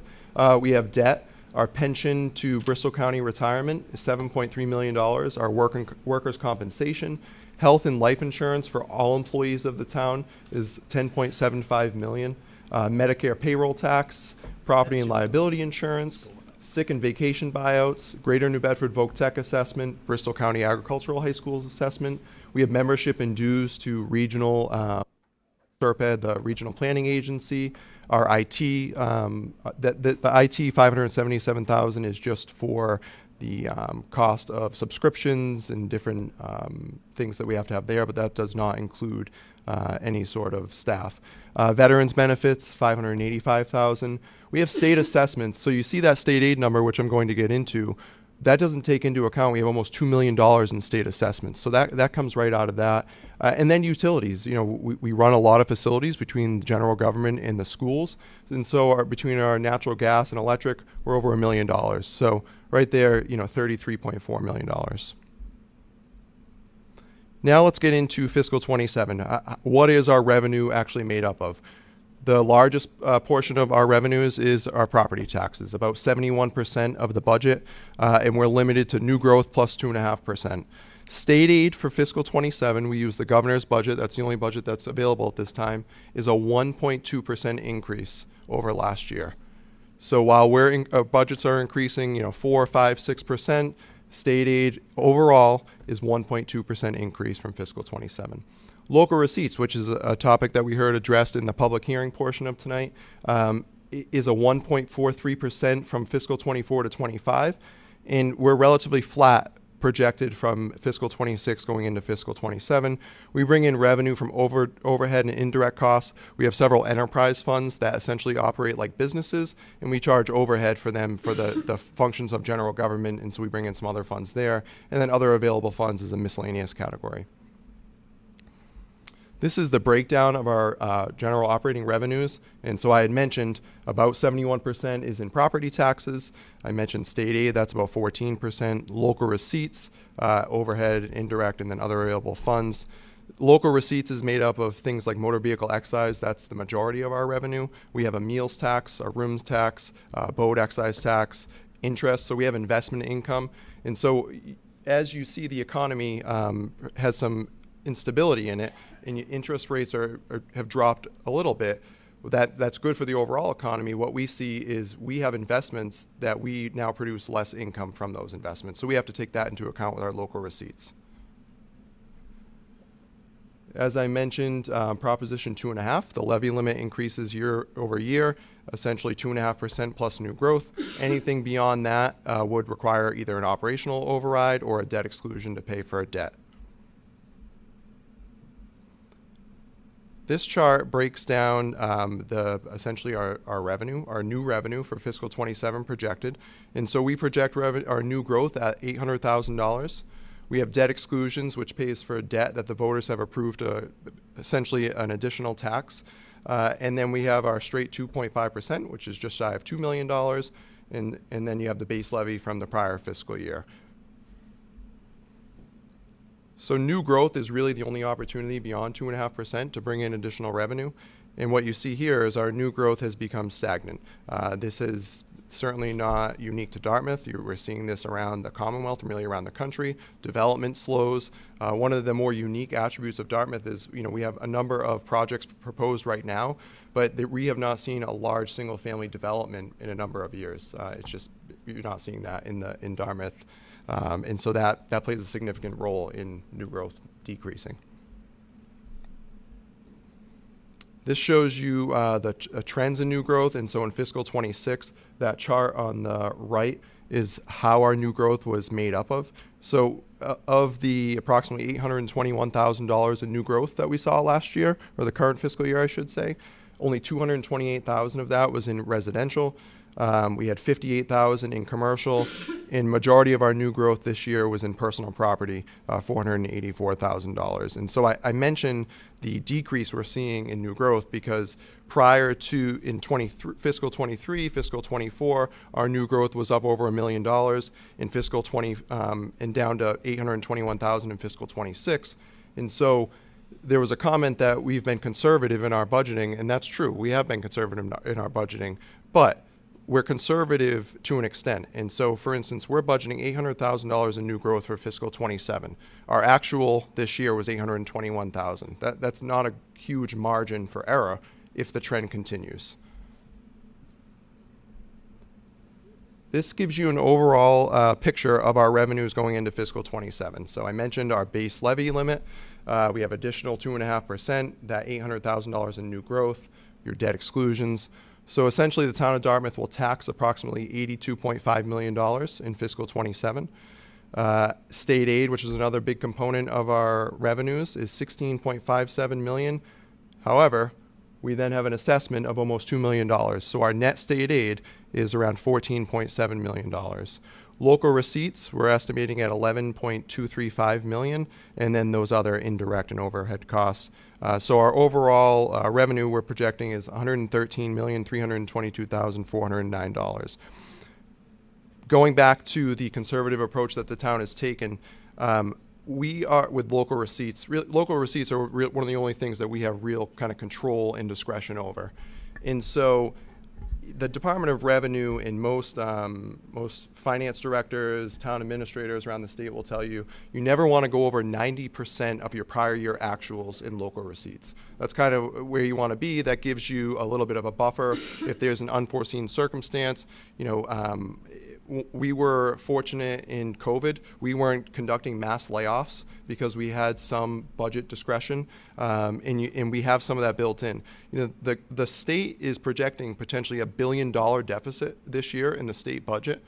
And what that means for us, we're not sure. But that could mean 9 seat cuts for the town of Dartmouth. That could mean cuts in local aid in fiscal 27. And what we don't want to do is we don't want to have a budget that is budgeted at the maximum revenues. And if we did have cuts, we would essentially then be saying in the middle of the year, okay, we have to lay off staff and a significant amount of staff to make up for those cuts. And so we build some buffer in, which goes to the conservative approach. We are now up over 93% of our prior year actuals when we budget local receipts. So we're not taking a conservative approach anymore. Something that myself and Gary discuss regularly, because one of the reasons we have been able to sustain so long without going for operational overrides, like many communities around the Commonwealth, is our conservative approach. 93% of prior actuals and local receipts is not a conservative approach. That does not give us much flexibility if we have anything unforeseen happen in fiscal 27. So that is something we are concerned with. It allows us to build a little bit more into the budget in fiscal 27, but if something does happen, it doesn't leave us a lot of leeway. We are experiencing, the town has been fortunate in bringing in a lot of revenue from solar agreements that the town went into years ago. Now those solar panels are, they're not producing as much as they were. That's a natural thing with solar energy. And so we have seen a drop off this year of hundreds of thousands of dollars in that revenue that we have to take into consideration with those local receipts. And so that's something we need to be cognizant of, and we are, but I just wanted to mention that 90% is really where most municipalities are with local receipts. We're at 93% going into fiscal 27. If I can just add something to that, Cody, I think the shortfall that we're going to be seeing from the state, because we know there's going to be a shortfall, is now over $1 billion. We're hearing estimates, I'm hearing estimates, close to $1.8 billion. Now, that is not in fiscal 27, that's in fiscal 26. So that gap has to be fixed between now and June. And what worries me is that usually they could go to their own stabilization fund and try to correct that. But other than that, it would be potential 9C cuts within the fiscal year that we're in. So what does that mean? If you remember back in the Romney administration, they did just that. They went and slashed state aid in the middle of the year, and there were communities that were laying off firemen, policemen, school teachers. So the reason why I think that we don't, as we've just mentioned, budget to the max on revenues is because we don't know what's going to happen with that. We don't know what's going to happen. We know what's happening. We see with solar. We know investment income is down. We know that these categories that were trending upward, even through COVID, are now going the opposite way. So we have to be prepared for that in the budget. We don't want to have to cut budgets in the middle of the year. But obviously, we have no control over the state budget. That's something that would be handed down to us. We went to the MMA conference. They talked about revenues already at a shortfall. They're spending more money than they're bringing in at a substantial rate. So this is something I think that we could spearhead. But there are communities out there that are budgeting way more than 93%. That if any fluctuation in those numbers, there's going to be cuts to their budgets immediately within this fiscal year. One of the other reasons that we take a somewhat conservative approach in our revenue estimates is in Massachusetts, communities essentially budget one of two ways. And so you either budget for your capital projects, so you know what your capital projects are going to be, you include a capital line item in your operating budget, and you raise the revenues to cover those costs. Or you do what Dartmouth does, which is you only budget for your reoccurring operating costs, and then you fund your capital with your free cash at the end of the year. And so you need to plan to have a significant amount of free cash. You saw our financial policies. We aim for 2.5 to 5% to cover those capital costs. If we start budgeting our revenues right to the T of what we anticipate them coming in at, we then would have to start budgeting for capital. And so it's 6 and 1/2 dozen another. If we were to come up with another $1 million in revenue, we now need to budget $1 million for capital because we have a lot of capital needs in this town that we need to meet. And so the town of Dartmouth has always done it the way of funding it with free cash. It's something that has worked. It's effective, and a lot of communities do it. But you do have to do one or the other. You can't max out your revenue estimates and not budget for capital. Because we all have capital needs. Yeah, we've been extremely lucky over the last few years to average about $5.5 million in surplus free cash on the general fund side. So that means projects that we've been able to do. As a matter of fact, CIPC just met today and proved that for the Springtown meeting and put back millions of dollars into infrastructure for the town, including the schools, DPW, town buildings. So we're at that advantage where some towns actually borrow every single year for ongoing smaller projects. I'm not talking about new construction, about sewer treatment plants or schools, but they borrow for those little things every single year. So their debt is mainly for the short-term items. We're lucky in Dartmouth to be able to sustain that through free cash each and every year. What is our current stabilization fund funded at right now? 14. What do we have in the account? 14.2 million.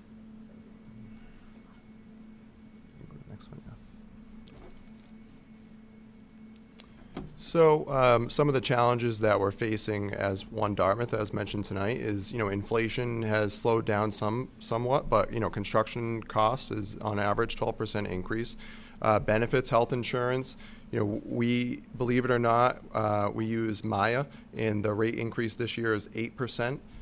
That was actually better than we anticipated. So while 8% is not great, it's a lot better than 15 and 20%, which is what a lot of municipalities are seeing this year and saw last year. But that's still a significant hit on the budget. And then again, as I've discussed, I think in depth, our revenue constraints, we're bound by Proposition 2.5. We're certainly concerned about local receipts. Myself and Gary review local receipts on a almost weekly basis to make sure we're trending in the right direction. And even this year, we're trending down. Motor vehicle excise, which is the biggest piece of local receipts, is down significantly. And you think about it, what's one of the things if the economy starts getting tough, interest rates are on the higher side, people start buying new cars, right? And when people buy new cars, they're higher value, and that means more revenue for the town. As people's cars get older and they don't replace them with newer vehicles, that's less motor vehicle excise for the town. So it makes sense when you think about it big picture. And these are all trends that when I'm building the budget for and presenting it to the select board and to Cody, these are trends that we look at prior to any fiscal year in, and also trends that we look at going forward. You look at housing studies. The sales of motor vehicle sales in the country are down now 1.6% going on for the first quarter. So as discretionary income becomes less, people are not going out there and purchasing brand new vehicles. And then that just in turn reciprocates with the motor vehicle excise tax that we collect in the community. So there's a lot of trends that are out there that suggesting that those benefits and those inclines that we were seeing in calendar 25 are now starting to go the other way, trending downward, including investment income, which you talked about. Typically, we were getting 5% even during COVID, right after COVID. Now we're looking at about 3.9% on average for investments for the town.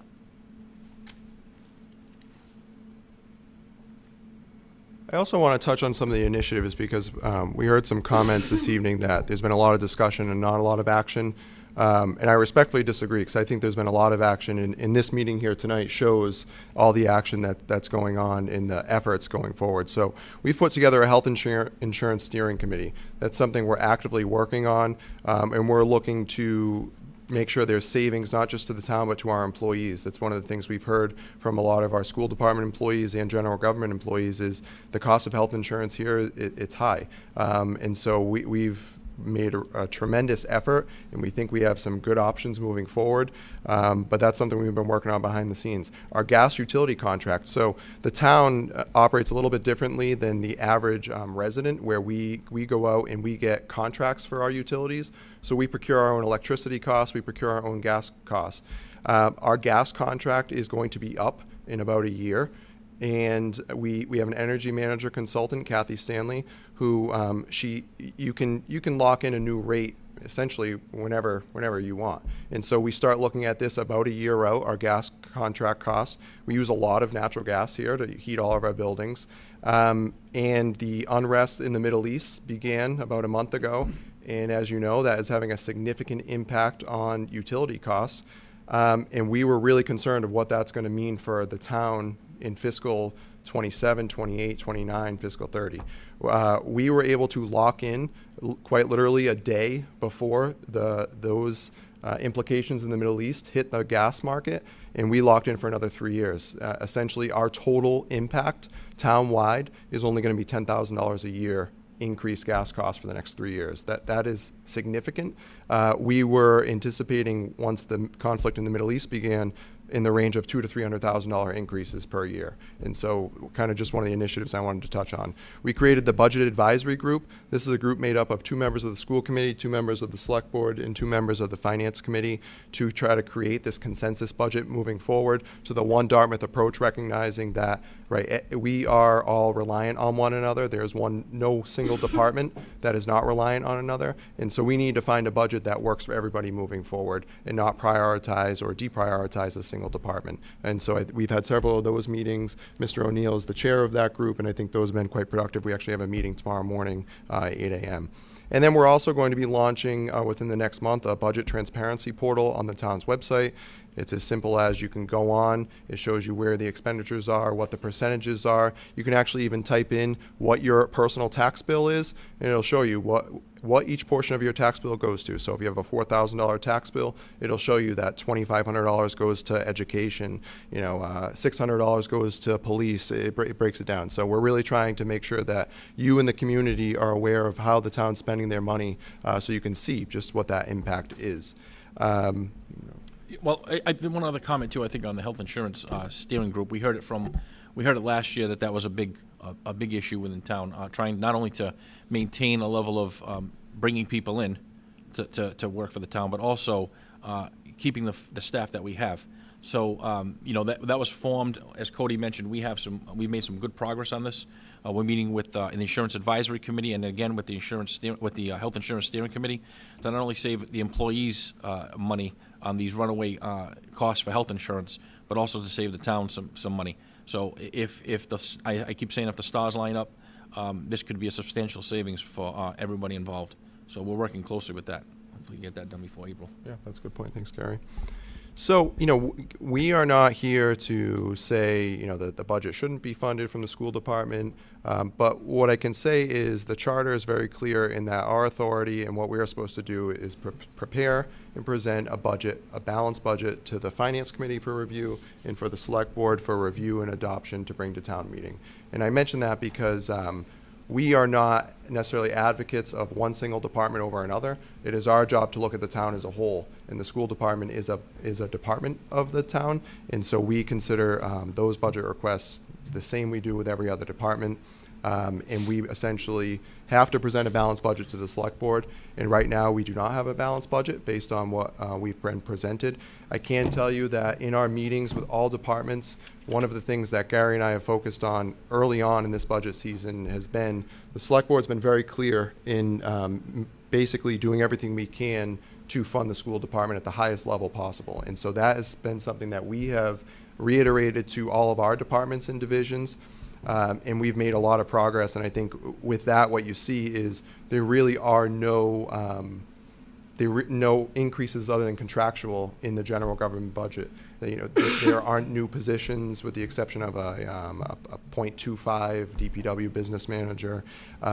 It's really a bare bones budget, recognizing the priorities of the Select Board that they gave to us, and recognizing the needs of the school community. We start discussions early on with the members of the school administration team, and I can even tell you that we've made great progress there, because when we first started looking at revenues and expenditures, we were anticipating about a 3% increase that we were going to be able to afford to give Dartmouth Public Schools. We have tightened everything up that we possibly can, and I think what we're looking at now is close to 4.5%.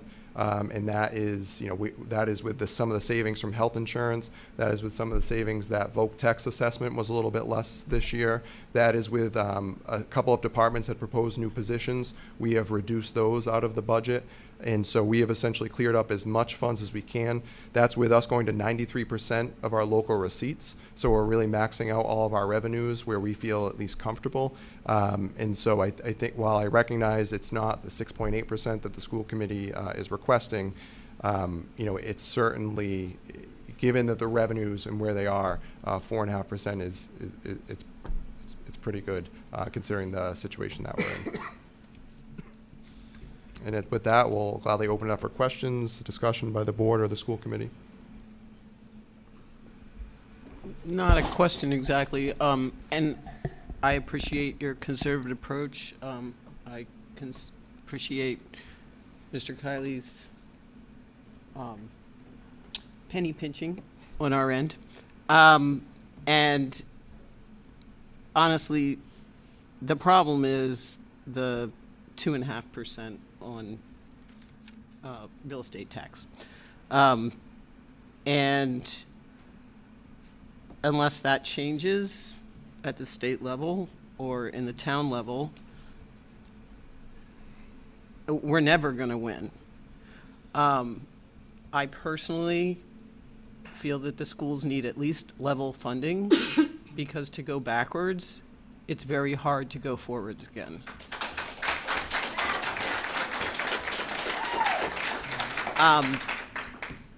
And I understand, you have your rules of how you spend your money, as do we, about not spending one-time revenue for ongoing expenses. And we have broken our rules.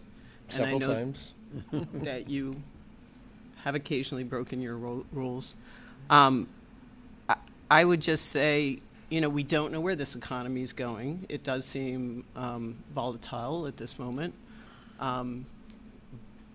But I know that the school department has and will continue to spend down our school choice funds.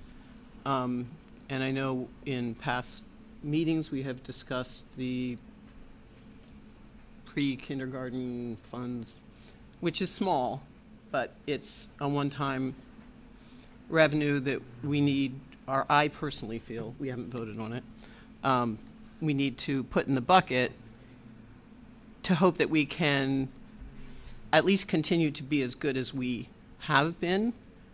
We have a great new strategic plan, and I have great hopes that it's going to take us from being just above average in the state to really bringing all our students up and helping them progress and do their best. So, I mean, my only question would be, would you consider level funding taking from something like the stabilization for a year with the understanding that we would go to the people and ask for an override, or we would do a sleep-in at the State House for the next 3 months and ask them to change the 2.5 law. So it's not really a question, but if anyone wants to speak.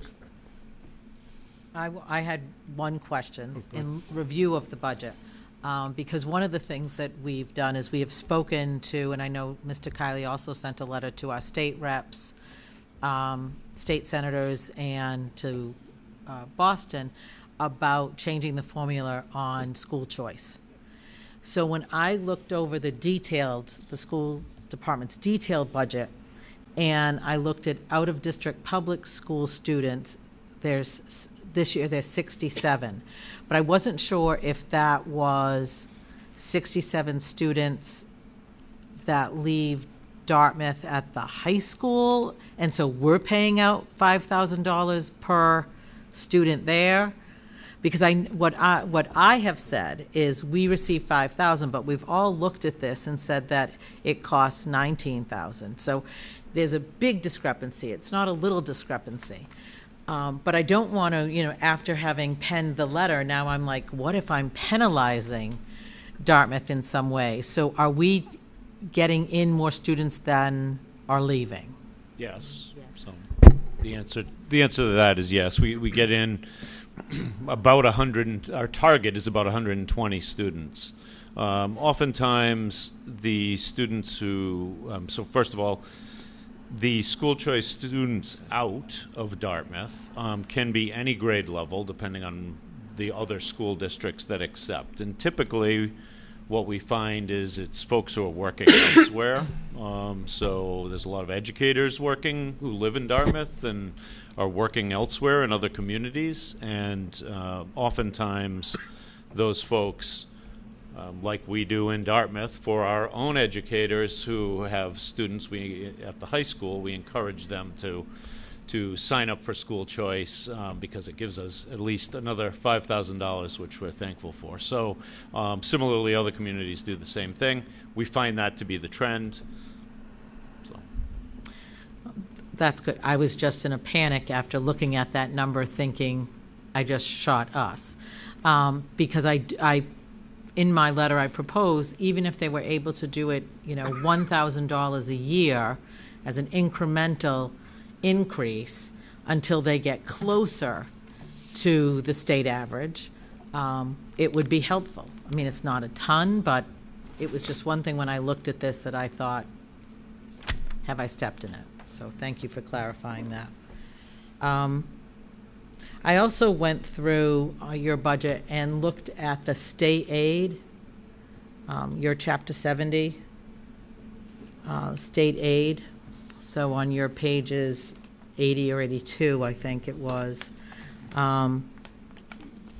And trying to get at sort of the configuration of how the state is coming up with their number. And I know this was a discussion at our budget advisory group, because we know that the suburban towns, and now they've even added another component calling us coastal towns, are at a loss with the configuration of how they're adjusting Chapter 70 aid. So they have the gateway cities formula. They have a formula for the Western Massachusetts communities, those rural communities.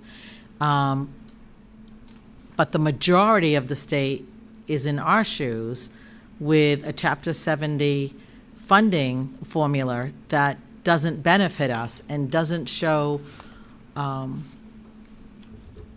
lot of change year to year.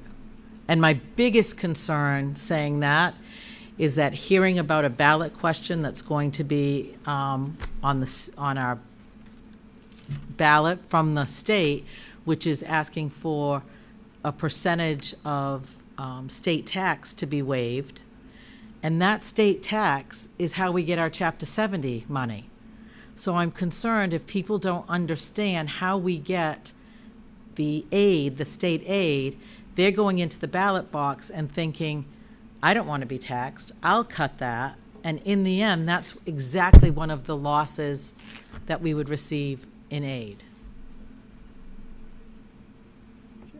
Fair point. Yes, Oh. Mr. Newt. Yeah, thank you, Madam Chair. Yeah, I agree. And one of the other things you got to look at is, you know, the young lady in the Gold Dome wants to sit there and adjust the motor vehicle and do away with the marking fees type of deal, which I know come to us and go back to the registry and all those wonderful good things that are on the cherry sheet part of the assessment that you talked about, okay? Plus the ballot question that says we're going to cut state income, you know, to cut, you know, the state income taxes down and everything else. There's a lot of balls in the air here with this type of deal. Yeah, I agree with the state formula, okay, and I've mentioned it a number of times with this committee at these meetings type of deal. I'm not trying to forget the gateway cities. They're their own, that's their own animal and that type of deal. But when you have communities around here type of deal, and percentage-wise they're getting more than we get, there's a problem, okay? And it's going to take our legislatures, and, you know, I think we have to be ready to fight that battle, because they're not going to want to, you know, they're going to want to take on our legislatures, take on, you know, some of the other bigger communities and cities and towns and that to readjust these formulas. But I think it's something, after all these years, has got to be done.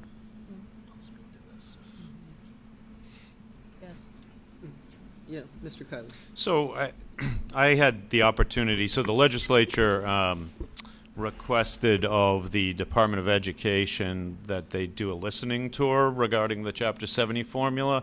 I had the opportunity to testify at that. One of the things that I can say about the formula, it's been broken for a long time. There's been a couple of tweaks through the years, but the bottom line is that for Dartmouth, it's very simple. If you look at the line of our Chapter 70 aid, it's almost flat. They believe, based on this formula, the state believes that Dartmouth should receive 17.5% of its target share from Chapter 7 of its foundation budget from Chapter 70 funding. We currently are at 24.48%. So they think we're getting too much based on the formula. 82.5% is the largest possible share that can exist, and the lowest possible share is 17.5%, which is what they think we should be receiving, similar to communities that were nothing like Wellesley and lots of other communities that have a great deal more resources than us. So the formula doesn't make sense. You're right. It's a very easy formula for us because we have no chance of getting anything. So but what's happened in the state is back about 10 years ago, we were one of about 100 communities in this boat.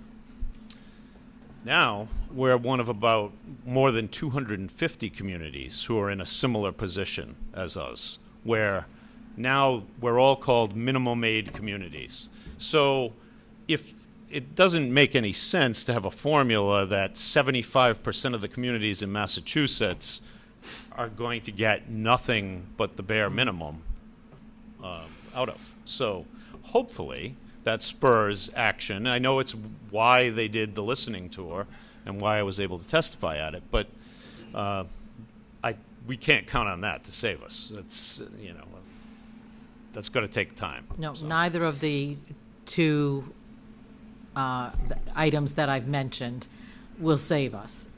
I'm really bringing them up just as a point of clarification and reference and educating the public before they go to vote on that question. Mr. Tattelbaum. Thank you. I hope that everyone in the room understands that how dynamic a process this has become. Looking at the budget, we have a staff at the school department that has a handle on it that I've never seen before. We have a dynamic town administrator. There wasn't long ago we were given a $40 million budget, one line item with one number at town meeting for school budget, and that was it, no discussion. We've come a long way since then. I'm not one of those old school guys, but it's come a long way since then. And what frightens me the most about all this is the amount of constraints we now have when you consider things like special needs and mental illness, isolation. These kids are having such trouble. Here we are debating about whether we should take care of these kids or not. I'm very much in favor of the 4.5% budget. I think it's critical. I would even try to persuade my colleagues to go the full 6 point whatever percent that number is. And I'll do what I do what I can to persuade them. But on the other hand, there's also I would like to know. I think Mr. DeVos said it's about $1.5 million differential. That's what it is, from one to the next. And maybe we can look at that number and say what is critically important, what we have to have, which really services kids, and look at each one of those, come up with a number that's maybe somewhere in between. There's a lot of dynamic things going on here in town. Long-range planning is very scary. We've got a lot of money to spend, $500 million over the next 40 years, schools and the best. And here we are looking at affordable housing and projects where we're in a need for water and sewer and just buying water for that matter. So we're moving towards all those things, in my mind, in a very dynamic way with great leadership from our town administrator as we go along. But I think it's, in the temporary short term, I think it's really important to look at what we're spending and look at that $1.5 million gap, and I'm rounding off with that number, and say, what can we do to come back and tell us what's really critically important, and maybe it's even more than we think, but that would be a good way to get us off this discussion and move into something that's really concrete, because I think that's what it boils down to. These are really good people with good numbers, and I just want to make sure that everyone appreciates that what this process has become over the years and how participatory it's been and how open it is, because we can look at every single dollar we spend in the school department as well as the rest of the town, and it's pretty dynamic that way. Thank you, Mr. Brooks. You're welcome. Mr. Oliver. Thank you, Madam Chair. First of all, thank you to the Select Board for coming out and meeting with us. I think this is a huge first step. This is the first time in my almost 14 years being on the school committee that we've had this opportunity that you come out here. It was great to see you. I'm sure you enjoyed listening to some of our students speak earlier. So you know, I think we've grown leaps and bounds with our communication over the past several years, especially between our two groups as well as the Finance Committee. There's been a lot more open, honest communication, dialogue. I think a lot more, you know, forward movement rather than backing up. I appreciate, you know, the 4.5% number, you know, that you've come up to that. in looking at the numbers. It's still looking at, you know, what we're proposing, just level services, unless this number's changed. The last number I have is we're at 5.02% for our level service. And that's not including any new positions. For me, very simple. Anything that does not include obviously, I don't want to go backwards, right? I don't think anyone in this room, we've heard from a number of passionate individuals, parents, community members here this evening that care deeply about Dartmouth. They grew up here. They're sending their students here, their grandchildren. So we don't want to go backwards. That's one thing we don't want to do. So at the very least, you know, the 5.02%. But for me, anything obviously, we're in the spirit of working together, anything that is not, anything that is a forward-facing student position needs to stay in the budget, in my opinion. So if we're looking at our budget recommendations for new FTEs, for new students, it's a non-starter for me. For this school, I will vote no on moving a budget forward if our 4 elementary ESPs are not included in it, our 3 RBTs elementary are not included in it, our adjustment counselor is not included in it, our job coach for the Atlas program is not included in it, our elementary instructional music program. You can see the trend here that I am looking for student-facing positions. Our students deserve this. We are well below, we've heard it before, I think it was 52 to meet the state average for educational support professionals. We'd have to hire 52 to hit the state average. Our teachers need the support, the behaviors, the concerns that these kiddos are coming in with, we've never seen before. And I know that Dr. Sabin McGuire and her admin team are doing everything they can to keep them in the least restrictive environment, which is what we all want to see. And bringing the support in to help these students is only going to help keep them in the least restrictive environment. So therefore, I know I'm in technology. Trust me, I would love to see I'd love to give Mr. Galashaw another technology person. Athletic coordination. I know we've beat this horse before, human resources person. We need a human resources director, but it's not student-facing.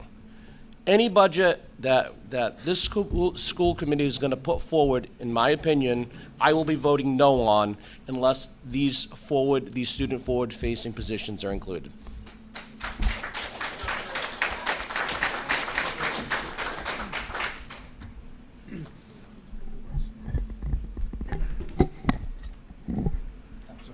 I'll stay.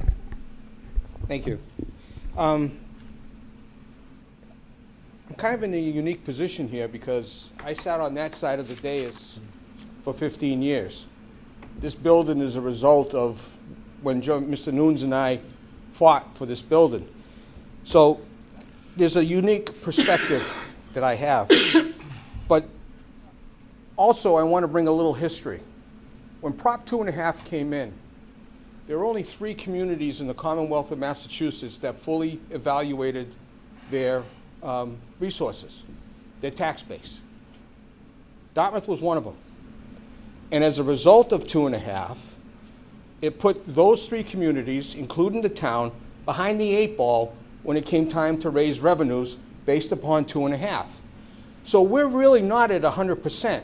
We're around 89.5%, 90%. We've always been behind the 8 ball ever since 2.5 came around. And this is the problem. Sitting on that side of the on the table, we've always said, you know, if we only had minimum net school spending, if we were there, that would be so great. The closest the school department ever came to minimum net school spending was approximately, and I got it on my paperwork here from DOE reports, was approximately maybe 10 years ago or maybe 8 years ago when it came to about $1,900. Well, right now that's about $3,600 and some odd dollars. So if you were to take the student population and take that difference and put it to an override, you're looking at a $12 million override for the school department just to meet minimum net school spending. And on the basis of taxes, on the average median tax, you're probably looking at somewhere around $600–700 on your tax base. Increases on a minimum, on a medium. So, but we don't want to do that. I don't think anybody wants to really pay more taxes. So the decision that everyone in this community has to make is, what do you want the town to look like? And when I say the town, I mean school department, DPW, police department, town hall, and everybody else. What do you want to look like?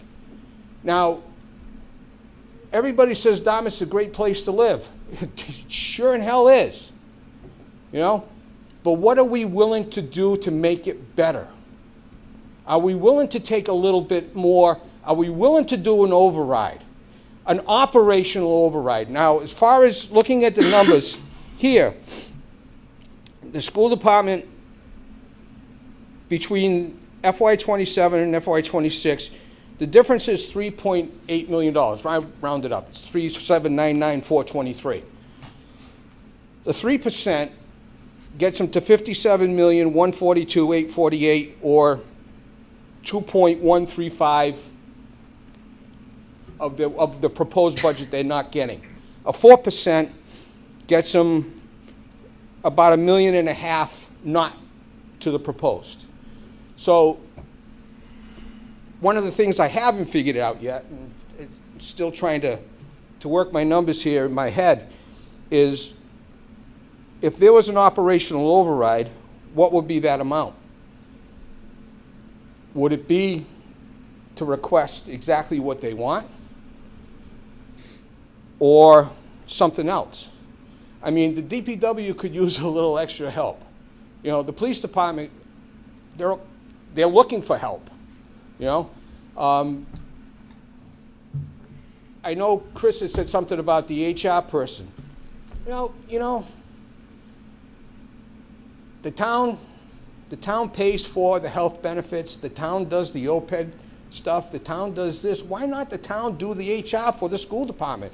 You know, if we get a person, an assistant to the HR person, then that solves, it saves them some money, puts more money on our hand, and it gets them away from dealing all that. So this isn't easy. I know it's not easy. And you know, for the longest time, I just think there has to be some compromises here.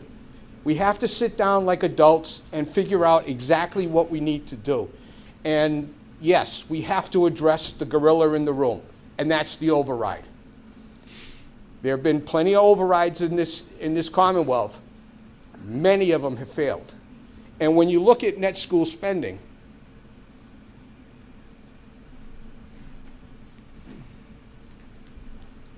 you have to excuse me. I spent like an hour on the DOE reports, and it kind of fried my brain here.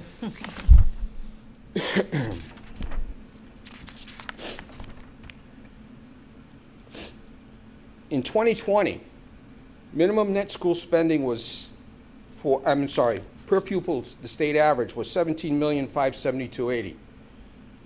2021, that figure rose to $19,066. Why? There were several overrides for the school departments that did occur in Commonwealth, which drove that price up. So in 2016, that was the closest Dartmouth ever got to per pupil spending. They were $1,490.57 per pupil away from state school spending. That now figure in 2024, and that's the only figures that are available on the DOE website, is $38,2563. So roughly, the town of Dartmouth is at 83.48% of 83.5% of schools minimum net. Per pupil spending. Dartmouth's at 83.5. So the decision that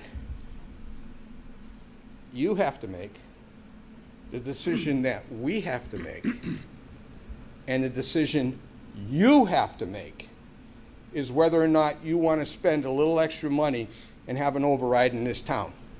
I don't have a problem pushing an override to everybody. It has to be specific, it has to be targeted, and it's not going to be just a general override. It has to be as specific for a specific item. At that point in time, if we decide to go for it, it's all up to you, because you're the ones who have to vote for it. So do we. I mean, you know, we're also voters in the town and taxpayers, you know. Personally, I would support a small override to the schools. And I would support that, and I would vote for it. I don't have any kids in the system anymore. Mine are all gone. But that still doesn't hold me from not doing my part as a member of this community, because people did it when I went to high school, Dartmouth High School. And I expect, and it's called paying it forward. Thank you. Thank you, Sean. Mr. O'Neill? Heidi, excuse me. thank you. So how many people here are town meeting members? Good to see. That's a big difference from probably 2 or 3 years ago, I would surmise.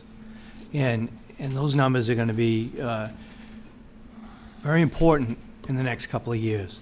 The Budget Advisory Group is, I've seen Jim Kiley more than he probably ever wished to see me. But the collaboration that we've gotten ourselves into has been pretty good. We're really working hard at this. The figures don't lie. Everybody knows what the problem is. We have a structural deficit in this town. 2.5 has restrained us. We need to figure out exactly what it's going to take to get this department to where we need it to get to, but not have any surprises the year after and the year after that. What that number is, I don't know yet. Jim's still doing some work, I understand. We've got some work to do, and this issue isn't over as far as I'm concerned, or any of us are concerned. I think we're basically, from what personally I've heard, is that everybody is very interested in trying to get us back to a point where we can get this department moving forward at a number that makes sense for them. The problem is that we're going to have to do this along with a huge capital outlay. You know, you can only kick this can down the road so long. And what we've done in this town is we've kicked this can way down the road. We're having problems with the buildings that we have, the services that we have. We've got some additional revenue, yes, that may come to fruition, but it may not. You know, 40Bs are a funny thing. Sometimes you get all the way to the finish line and they pull the application, or they get their approval and they don't do it, or they get their approval and the neighbors block it for 5 years. So there's no guarantee that we're going to get, you know, $500,000, $600,000, $800,000 next year or the year after that from these new developments. It doesn't work that way, and I'm not going to blow smoke. It just doesn't work that way.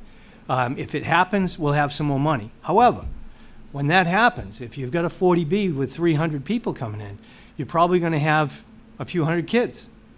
And if the demographic is anything like we've seen in this town, which I'm sure it is across the state, and the problem that we're having right now is high needs is still going to be there. High needs are going to be brought back into the system. So the money that you just got toward your tax is going to be spent out the door. And we know that.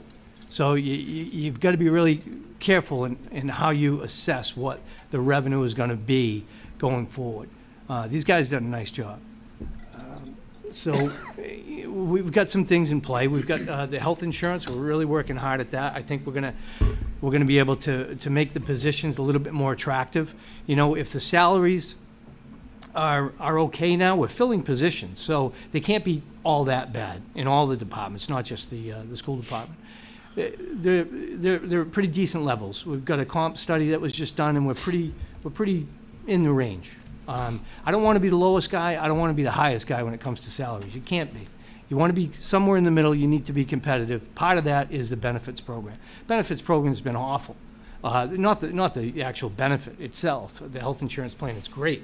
The problem is that, you know, you're paying a lot for it. So we're working on that aspect of it too, to make the positions that much more attractive. So we can attract people when these positions age out and they retire. So so there's a lot going on when you look at that. The participation at town meeting is going to be very important, just to let you know. I think what's going to probably end up happening, it's going to be a combination of things. But someone mentioned actually getting it done, okay? I'm a guy like, move it forward, get it over with. But the problem with that is you have to be communicative with the people that are actually paying these bills. You got to talk to the rate payers on fees. You got to talk to the taxpayers. And you've got to at least communicate with them properly so they understand how it's going to affect them. I don't care what the overall number is. Whatever that number is going to be, it's going to be. What I want to do is I want to drill down and let people know exactly what it's going to do to their house. That's it. It's how you do your mortgage. It's how you do your line of credit. It's how you pay your bills. People just need to know. So that, for me, is a very important thing. The other part of it is that we've got those capital projects that we're going to have to pay for. We can't kick the can down the road anymore. We're going to have to bring that in somehow, and that's going to be done by a debt exclusion. Debt exclusion is basically going to be a tag onto your bill. However, just like your households, you're going to know certain number of years, this is what it's going to be. We're going to build this, it's what it's going to be. It's going to fall off in 20 years, it's going to fall off in 30 years. So at least you know what you're paying for. That's important. And I'll probably end up bringing something for the elderly and the people in the town that are going to have more difficulty paying this tax bill, to try and get some exemptions maybe a little bit higher. Try and deal with the minimum amount of revenue on the tax bill. And that'll be a couple of discussions about things like that. So if you net out this amount, we're going to take a little bit off to help the people at the bottom rung. In my opinion, that's what should be done. So at the end of the day, a lot of work going into it. It's not over. It's not all negative from what I can see. I mean, I think we're working more collaboratively now than we ever have. But there are some tough decisions that are going to be made. I want to make them, and we're going to make them. There isn't anybody here that doesn't want to make them. So we're just gonna get something done. Some of you might not like it. A lot of people that are probably watching might not like it, but it's a town you want to live in. So we're going to do it. All right, Mr. Mickelson. Speaking of elderly, unfortunately, I'm not going to be part of that dialogue. I'm leaving the select board. I've got one more meeting on the 30th of this month, and 7 more days. Not that I'm counting. No, not at all. But it's been a pleasure and it was a wonderful experience. This was a wonderful night. Very, very happy to be part of it, even though it's the end of my career, as we so to speak. I really enjoyed it. We should do more of this. I am a town meeting member. That's where I'm going to be able to help. And I will support whatever the schools need. I will support that. Thank you all once again, and thanks to the school committee. Gary? Yes, so I think just maybe to touch a little bit on what Sean had spoke about just a little while ago on overrides. I think to his point, you want to know what this community, or you want to plan out what this community is going to be, not just next year, but the next 10 years, and that takes a lot of strategic planning. That takes a lot of some communities ladder in overrides, where if they're asking for a $2-3 million override, it's laddered in multiple years, so the impact isn't as bad on the resident for that first year. But it does take a lot of strategy, and it takes a lot of selling that override to the public to make sure that it's feasible, as Mr. O'Neill said, and that moving forward we've captured everything. Not just 1 year's worth of expense for the schools or the town, but we've looked at the approach for the next 5 to 10 years and what that looks like. Because once you go for an override, it's very difficult to keep on going back for additional overrides. So I think that's a strategy that takes place, and we talked about that in the budget advisory group, and that conversation will continue. I'd like to just, Dave? if I may just add to that, I think maybe a goal for tonight would be I think Mr. Oliver made a really good point about those kind of numbers that are really necessary. I think that collaborating with that, with Jim and staff to maybe come up with a plan to come back and say, these are the things that we have to service kids, and those are the ones that we cannot do without, and maybe that's a great way to get started. I also think that with long-range planning, we're going to be spending, over the next year or two, we're going to be able to know what we're going to do rolling out, and then we can then talk about how do we finance it, whether it be an override or whatever, because we'll do it with a plan that has a short and long-term purpose to it. And until then, I think we are on the right track. We're all working in the same direction, but I think it's important that we take care of next year's school budget and do everything we can to get as many of those important positions in place and then keep moving forward. And I think we're all saying the same thing here, but let's hear what they have to say, and if Jim can come back and let us know with a collaboration, because I think there's a compromise involved, just to make sure that 2027 is in line with reason and we can feel good about it. Nobody wants to penalize these kids aren't getting what they need, and we're shortchanging them. And what's the best way we can do it for the short term, knowing the long term is coming, and we're all embracing it together to make sure it's right. Thank you, Ms. Wilson. Thank you. All good? I'm going to make closing remarks. Just the last thing to note, there was a comment of potentially dipping into the stabilization fund. You'll never hear Gary or I recommend that, because that is not a good decision, financially speaking. And the reason I say that is you've heard some of the long-range planning that we're undergoing. We know we need to replace the roof here at the high school, and we're going to have a significant portion of that, potentially $4 to $6 million. We're going to have to bond for that. We know we need to replace the current middle school in the next few years. And the way that the cost of new school construction is, our portion of that will likely be north of $100 million. And so we have the highest bond rating that a municipality can get in the state of Massachusetts. We're a AAA community. Even with healthy reserves, if rating agencies see you start pulling from your stabilization fund, they can lower your rating. Gary and I review what communities get regularly for bonds. Right now, we would anticipate about a 3.25% rate. If we start making decisions like that, we may go up to a 5% rate. And just to give you some perspective, that's a difference of the town paying an additional $50 million in interest on these projects. So while it may seem like a short-term solution, to get through a year at $1 million or $1.5 million, I don't think it'd be wise to do if it then costs us $50 million plus in the future. And then just the last thing, whatever the decision here is, whether that is an override in the near future, whether that is some consensus, we need to figure out a road to sustainability, because I think what we look at is, we're always projecting out what the budgets will be in the next 5 years. We know what contractual increases are for the school department, at least for the next few years. And so you get an idea that we're probably looking at least 5% budget increases for level service over the next few years, if not a little bit more. And when we're growing by 2.5%, you see the math. There's no way to sustain this without making some tough decisions. So that would kind of be just my recommendation to whatever decisions we make here.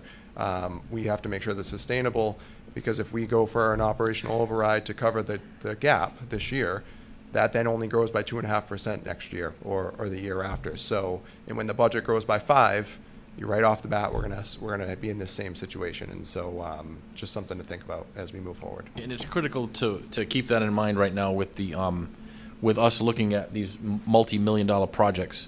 Going and changing our bond rating because we're dipping into stabilization for operational issues. The bond raters will look at that as a negative impact to the rating. So we want to keep that in the back of our mind that we're going out potentially for hundreds of millions of dollars in a school project, even the school roof. The interest costs will add up very quickly. Thank you. That being said, I'm just going to say that there has been and there typically is around budget season and around election season, there is an uptick in communication from parents and community members. You're being heard. But I need you to take that same enthusiasm all the way through town meeting and talk just not to the parents who are presently impacted, but talk to the neighbors who have no one in the school system yet or long ago, and make sure they're also aware of what the needs are in the school department as well as the needs across the town. Because a vote will not pass if the people in this room are the only people in favor of it. So it's like a very old commercial, and you can probably ask your grandmother about it, where you tell two friends about it, and so on and so on. So that's my, you know that commercial? Yeah, proud. So I want to thank the school committee, the superintendent, and administration for the thoughtful presentation this evening, and the members of the public for your input. Tonight's discussion underscores both the strengths of the Dartmouth Public Schools and the real financial challenges we face as a community. As the Select Board continues this process, we will carefully consider what we've heard alongside the broader needs of the town and our responsibility to taxpayers. We remain committed to working collaboratively to support our students while ensuring long-term fiscal sustainability. So thank you all for your dedication in this process, and all of you as well.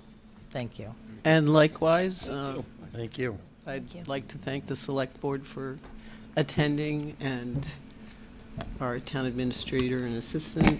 Really Yeah, our appreciate pleasure. your work. Clearly, this is a big ask, and we will sharpen our pencils and think about the future, because clearly the future is cloudy. Yeah, in so many ways. It was nice to come to you. You have come to us for a number of years, and our meetings are far more sterile than, and far less folks, but it was nice to hear a presentation, the Spotlight in Schools, remember it well. So it was nice to see that, and that helps us, reminds us what it's really all about. Exactly. So thank you. Yeah, but we do have work ahead, and that is clear, that this is not going to be solved easily. So I appreciate all of your input. I appreciate all of your input, and stay involved. And I hear a motion to, oh, one more? Not yet. I just want to confirm so we're all on the same page Yeah. on what the path forward looks like, because I know it seems like we have time, but we have to have a full balanced budget to present within like a month. Yeah. So just to confirm, the school committee is going to work with the administration to review those kind of student-facing needs. Yes. I think we have budget discussion right after this. Okay. Right after We'll this. work we do. through Right the after budget this. advisory And group. in 2 weeks, we will vote on this. Okay. Okay, that's good. And so we can work through the budget advisory group to try to come up with a consensus budget. Great. Okay, great. Thank you. Way to go, Cody. Madam Select Chair, Yes, Mr. McDonald. motion to adjourn. Second. Motion made by Mr. McDonald, seconded by Mr. Mickelson. We are now all present, so we'll just do one vote. All in favor? Aye. Thank you very much. Thank you. Thank you. And I need a motion to close the public hearing, I believe, since we had a motion. Oh, no, not public hearing. Not the, Just them leaving is good enough? yeah, Madam Chair, make a motion that we reconvene our school committee meeting. Somebody seconding that? Second. All right. A motion by Mr. Noon, second by Ms. Becker. All in favor? Aye. And I'm assuming there's no nays, so that would be unanimous.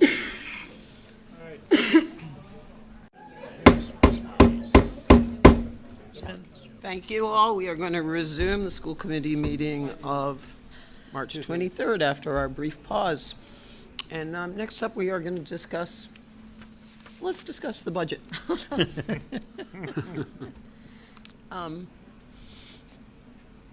I thought that was a great presentation.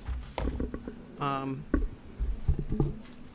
happy that they're offering 4.5%, but I think that we need to discuss items that maybe we can let go of.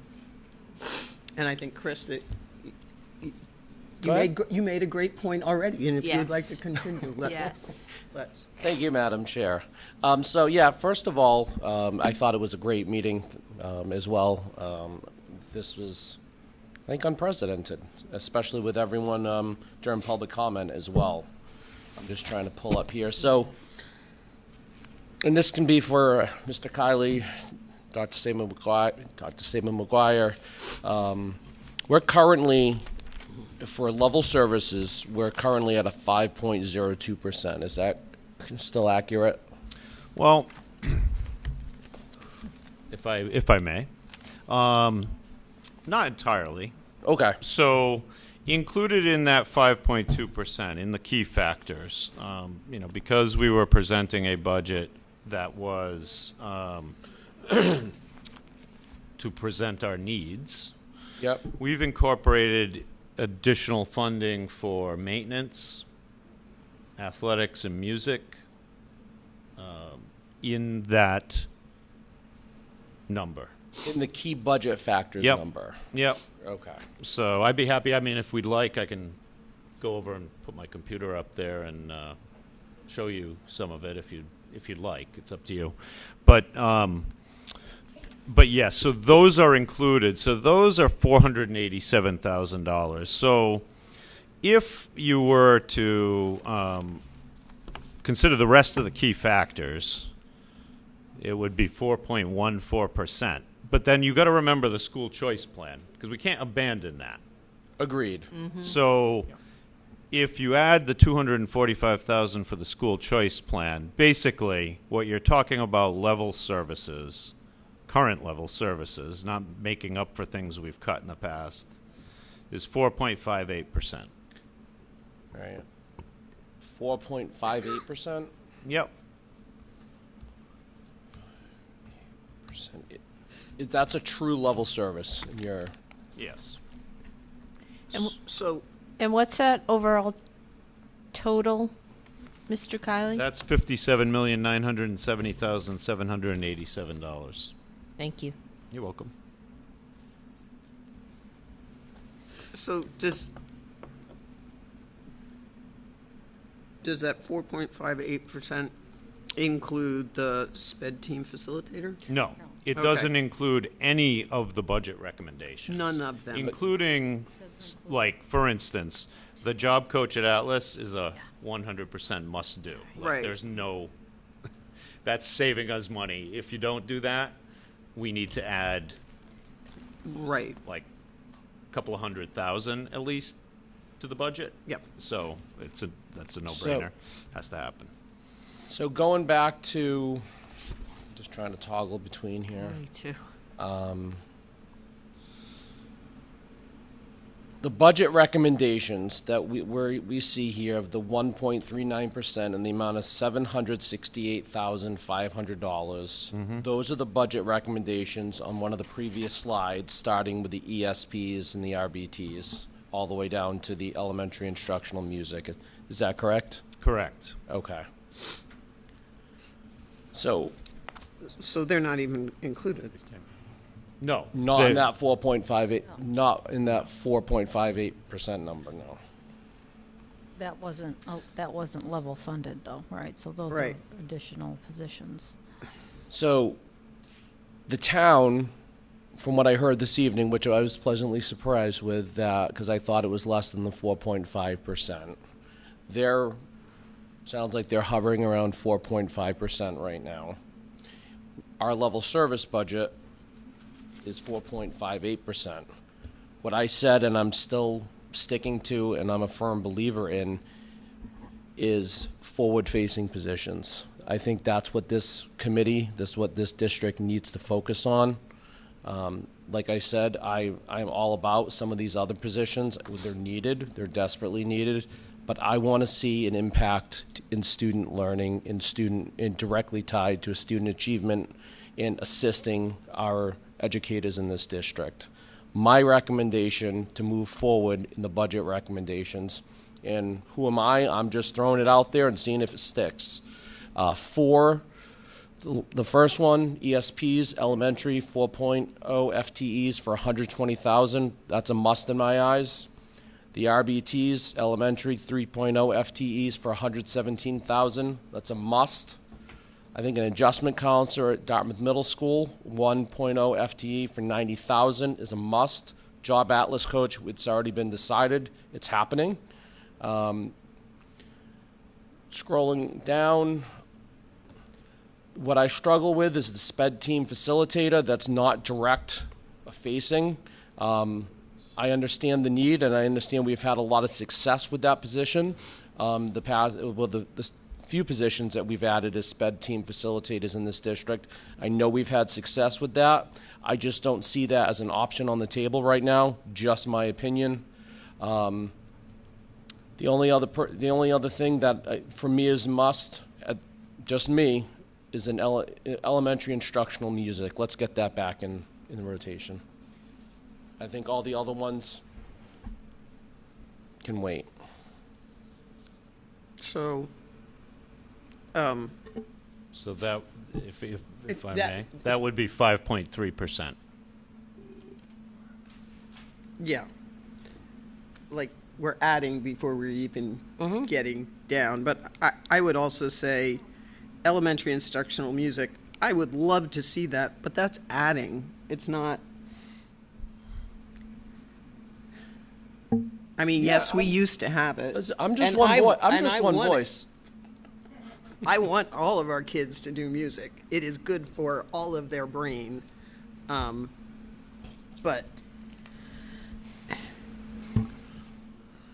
I mean, I certainly wouldn't want to cut any existing music programs, but I don't know that we have the luxury of reinstituting a program that has lapsed at this moment. So, Okay. but we're already way ahead, way more money. Well, I think obviously, I think we have a plan, and like Mr. Kiley said, I think we need to stick to it. However, I need to see a budget. This is just me.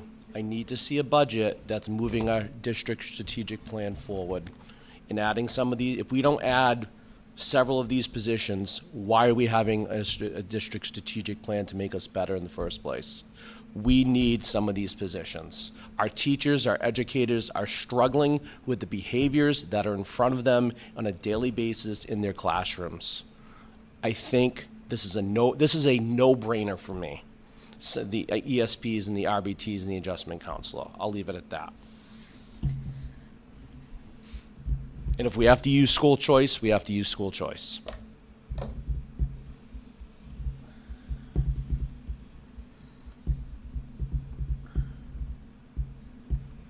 Yes, Mr. Nunes.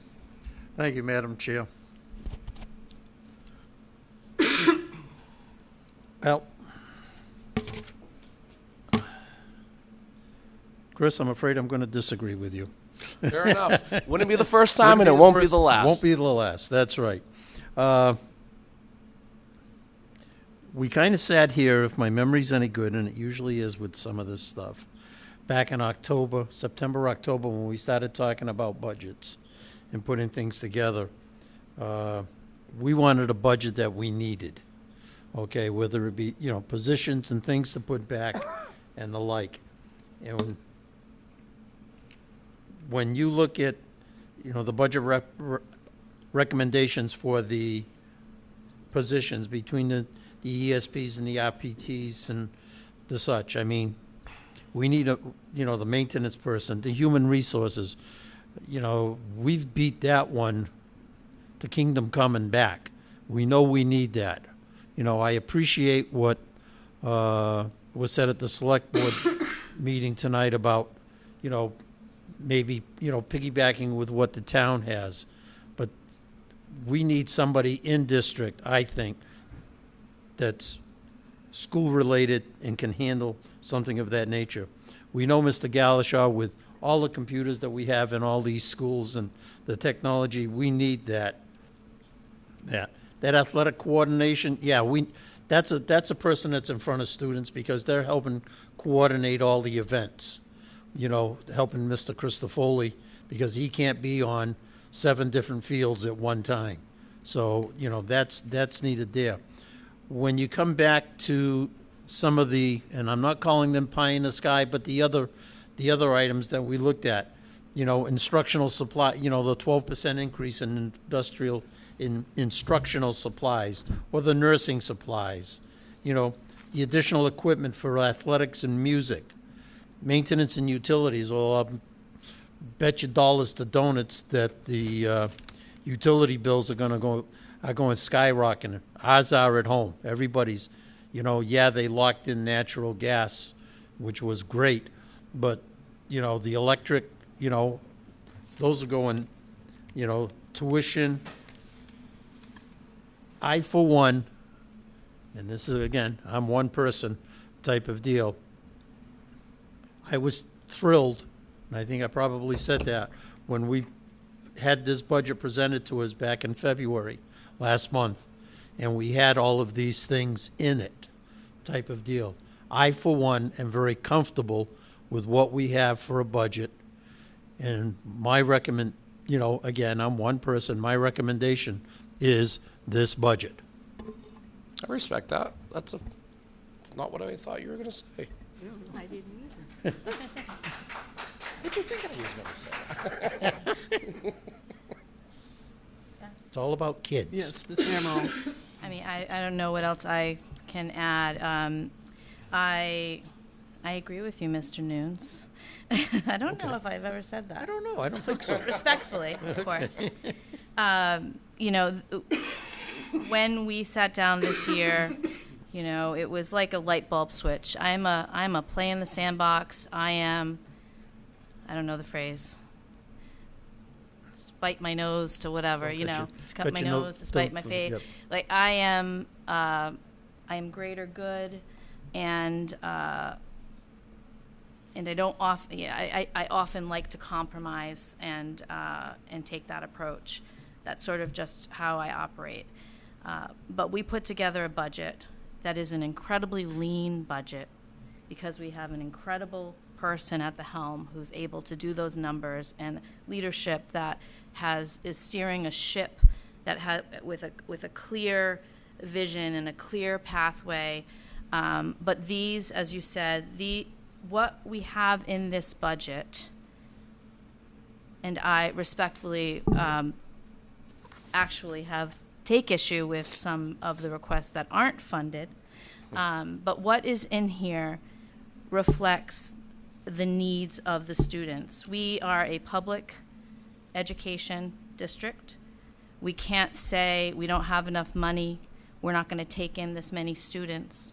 I am so grateful of the support my family has received, and it is so important to recognize that the needs that are reflected in this budget are a make or break a student who is a school that is just, I've seen them in action so deep in the weeds with the response to intervention and these tiered supports, and the one day it's working and then next week you realize you're meeting at a team and you're discussing an out-of-district placement because what is critically needed for that student can't be met in the classroom. And so what we have here are these support professionals. That's like the glue that holds that classroom together.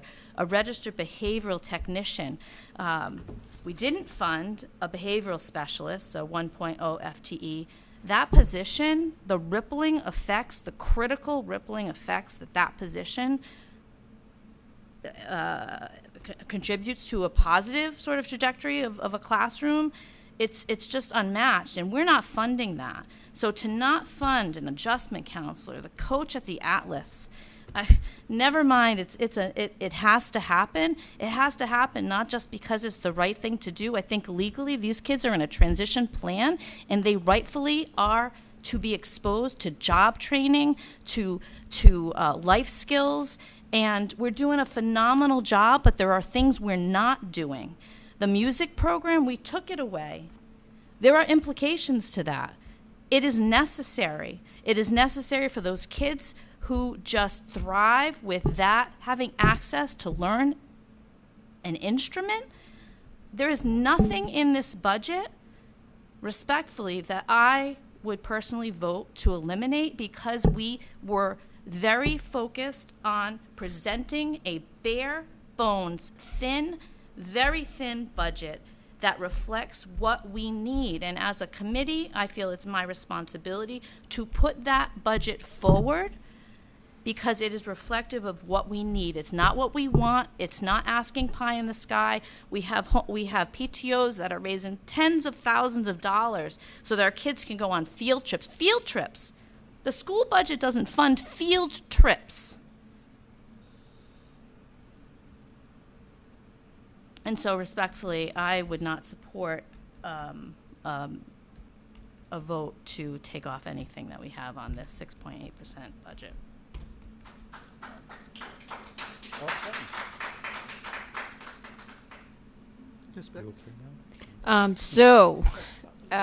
You all have more experience at this than me. And so I just want to ask how this then plays out from here.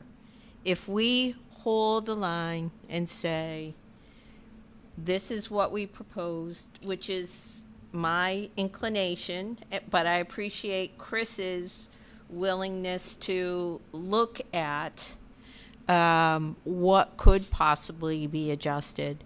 How does it play out from here? I think it. Yes.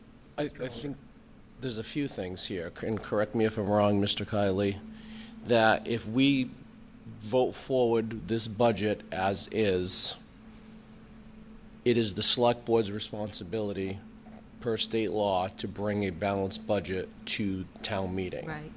Therefore, they will have a choice to make into whether or not they can work with us with our requests, or between now and then say, we can't do that, and we're going to set your budget at X amount of dollars, and that is what we're putting on the town warrant, and it's going to be $700,000 less than what the budget that you voted on, you proposed, and then ultimately it would be up to us. I think that's. Am I missing anything? No, I think you're right. I mean, ultimately, it would not make it to the warrant if we don't make some adjustment. Can I just jump in here? I think that, in the conversations, and we've had plenty of them, obviously, in the last few months, but certainly in the last few weeks, and more intensely in the last few days. And after having the opportunity to meet with the select board tonight, and I think, again, I've been here 3 years. It's a short time, but at the same time, I've seen a dramatic change in the way that we have interacted with the select board and the finance committee. I mean, we've had, I think, multiple opportunities to collaborate, and I think the spirit of collaboration is important here. I was really impressed to hear our new town administrator speaking the language of One Dartmouth. I mean, you're hearing that. I think there's a commitment here. I think there's an opportunity for us here to, I don't want to use the word compromise, but for us to now rethink. We have some things to rethink. We found out some new information here just this evening regarding the percentage that the town has committed to the school department. So we have some, thinking to do, and we've done some already. So what I think we could do is take some time. You're not voting on the budget tonight.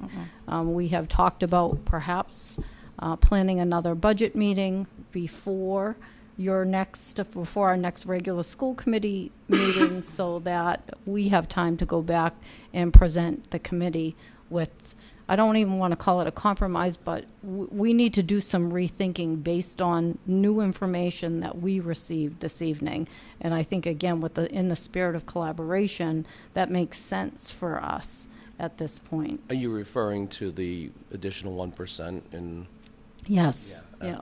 Okay. Yes. Okay. Because we were talking about that too. It does change things a bit. Mr. Kiley, would you agree? Yes. Yeah. It was a pleasant surprise for sure to at least see some significant movement. Obviously, it doesn't fund our proposal the way we would hope. But no, but we appreciate it. They're trying. Yeah, They're we appreciate they the are movement. They are looking under some rocks, and I think that we need to look under rocks too. And I know we need everything that's here. Yeah. We can do. make do another year without some of these things. And we won't fall apart. And maybe we can still move forward. I think there's opportunity. I do. I think there's Yeah. opportunity And here for us. I agree with Chris that, well, I agree that there are some things on the request list that we possibly could do without. It would be nicer to have them, but that doesn't even get us to level. So there's a lot of work. And then would we be willing to spend our tiny little full-day kindergarten fund, and would we be willing to put anything else of our non-revolving funds forward? Yes, Mr. Nunes. Yeah, thank you, Madam Chair. Just a thought with what you're saying about, for discussion purposes, round figures, I think it's 300,000 in the kindergarten stab fund type of deal. I mean, to put that into our budget this year, okay, just puts us into a problem, quote unquote problem, for next year, for FY '28, because that's one-time money. That 300,000 is not available, and if the town can't help us absorb whatever we need plus that $300,000, we go back to the position and the way we did it the right way with the APR funds when we put those positions on, and we knew that we were going to walk that plank, but those were positions that we needed to take care of students because of what had happened with COVID. So we knew that was going to come to an end type of deal. But this is a one-shot It's deal. one shot. You know what? No matter what, we're in a heap of trouble next year too. Yeah. And that money has just been sitting there, and I think that some people in town say that we're not doing anything with it. Go ahead. Are you suggesting that we don't use that 300,000? No, I'm not saying. Okay, I'm not saying don't use it, type of deal. I'm just saying, just be careful, because it's not available for '28. If there's. Once. So, if I may, just quickly, I've been hearing about this kindergarten stabilization fund for the past 13 years. It's so much money. It's gonna fix world hunger. I certainly appreciate Mr. Nunes' sentiment.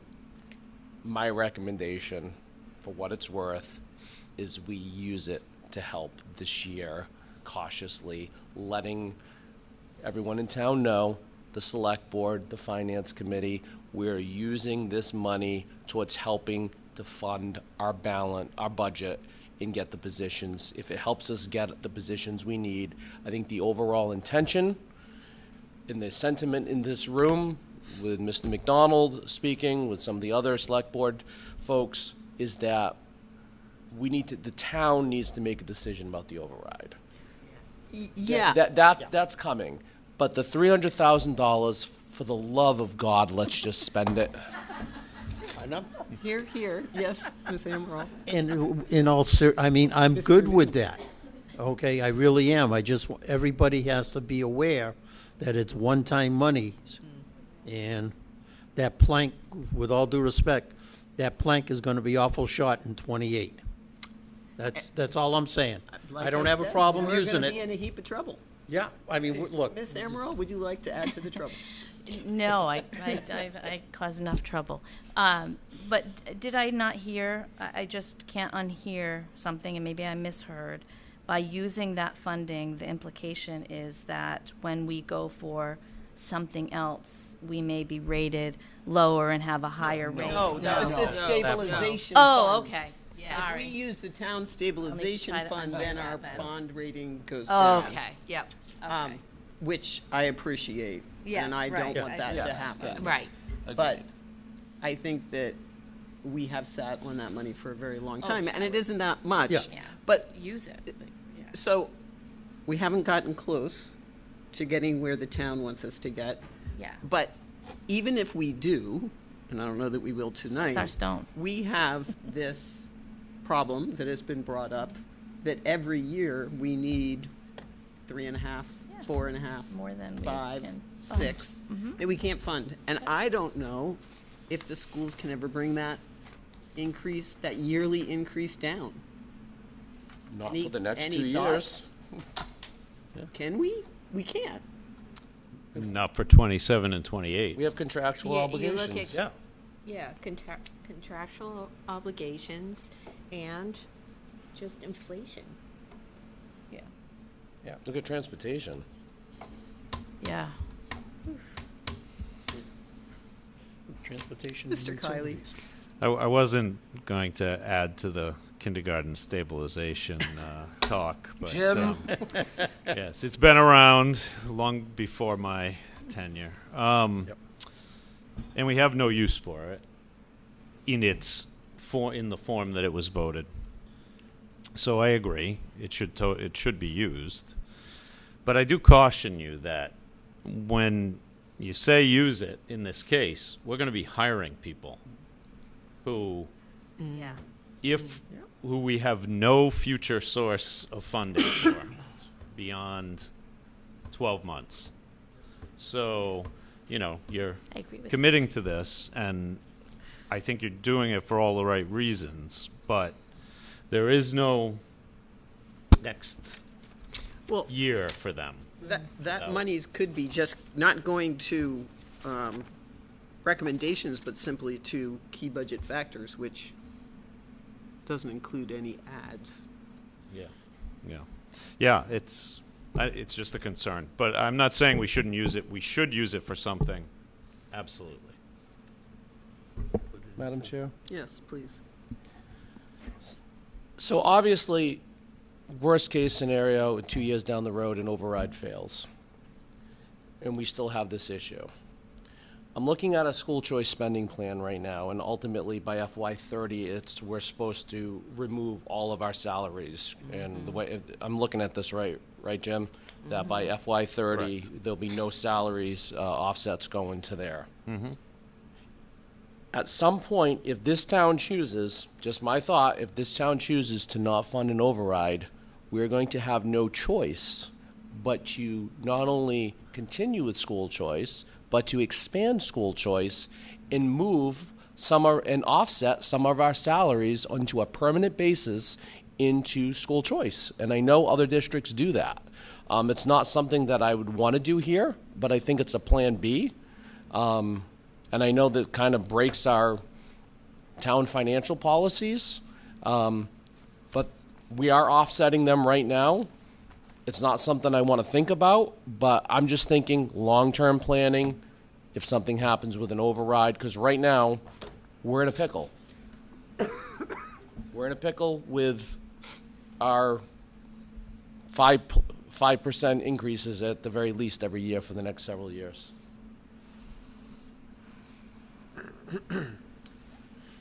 So, it's 10 after 9. Wow. We do have executive session tonight. And Sleep on it. I just was curious whether the committee would wish to continue this budget discussion at a special meeting, maybe a Zoom meeting, if people can't attend in person, or if you would like to continue tonight. What's the will here? Yes, Ms. Beckwith. Well, it sounds like the superintendent and the assistant superintendent want to do some more looking at numbers. And can I just ask, what is our drop-dead date by which we have to vote on the budget? 2 weeks from today. 2 weeks from today. Oh, 3. Oh, 3 The weeks. 13th, 3 weeks from we today. meet. Oh, I'm sorry, you're. 3 weeks from today. So I'm going to propose that we allow them to do what they think they should be doing right now, and that we don't have enough information to continue the discussion tonight. Yep. And so that maybe we do a special meeting or something like that before the next meeting, or so that we know what is going to be in front of us. But I think we should aim for that April 13th date, but to get some information prior to that. Does that sound doable? And I've got no time. Does that sound reasonable? doable down there? No. No. I have, No? I have no, I'm looking at my calendar, and, I mean, you've got Easter next week, holy, you know, that type of deal. And then the following week, I've got nothing. You've got town elections on the Tuesday, but I've got clients all that week. Oh, so it's that season. I'm straight out. I'm sorry. So what do you say? So, But what do you I- propose, I- Mr. Nunes? I don't. I mean, I don't know. I mean, I feel like maybe- we need more information. Maybe over the next several days, Dr. Saban McGuire and Mr. Kiley can, you know, put some things together and, you know, get them to us type of deal. I mean, if we were able to have a meeting at, pop some dates at 4:30, I can probably, do like 4:30 to 6 type of Okay. deal. But that's, Or even could be the end of this week. Right, and we were just having conversation about it. It doesn't necessarily have to be, and I know people are working, but if we could step away and maybe get onto a Zoom call, maybe it's during a lunch hour, or it's, and probably it would be about an hour. So if you could look at your calendars and see if maybe. How long would it take you and your team to? Less than it would take you to post.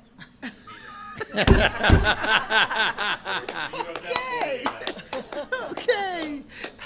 48 hours to post your meeting. So Well, we can don't we prepare in sound that time. efficient over here on the committee side? Getting a little punchy there, Mr. Kiley.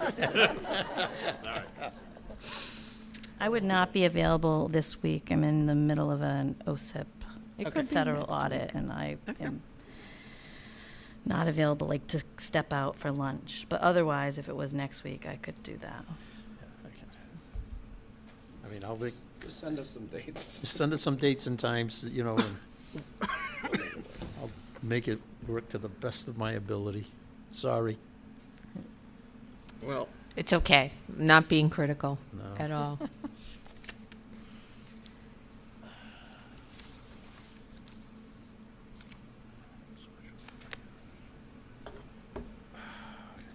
All right.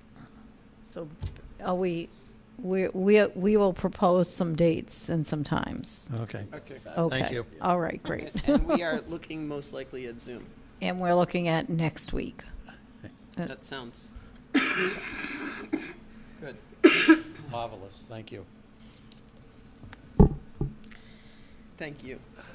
Yes. Thank you. Yeah, thank you, everyone. Thank you, everybody. Wow. So now we have the Massachusetts School Building Authority Statement of Interest application for the Dartmouth Middle School Replacement Project, which we have gotten information on our package. Simply, we're applying to the MSBA to move the new middle school replacement project forward.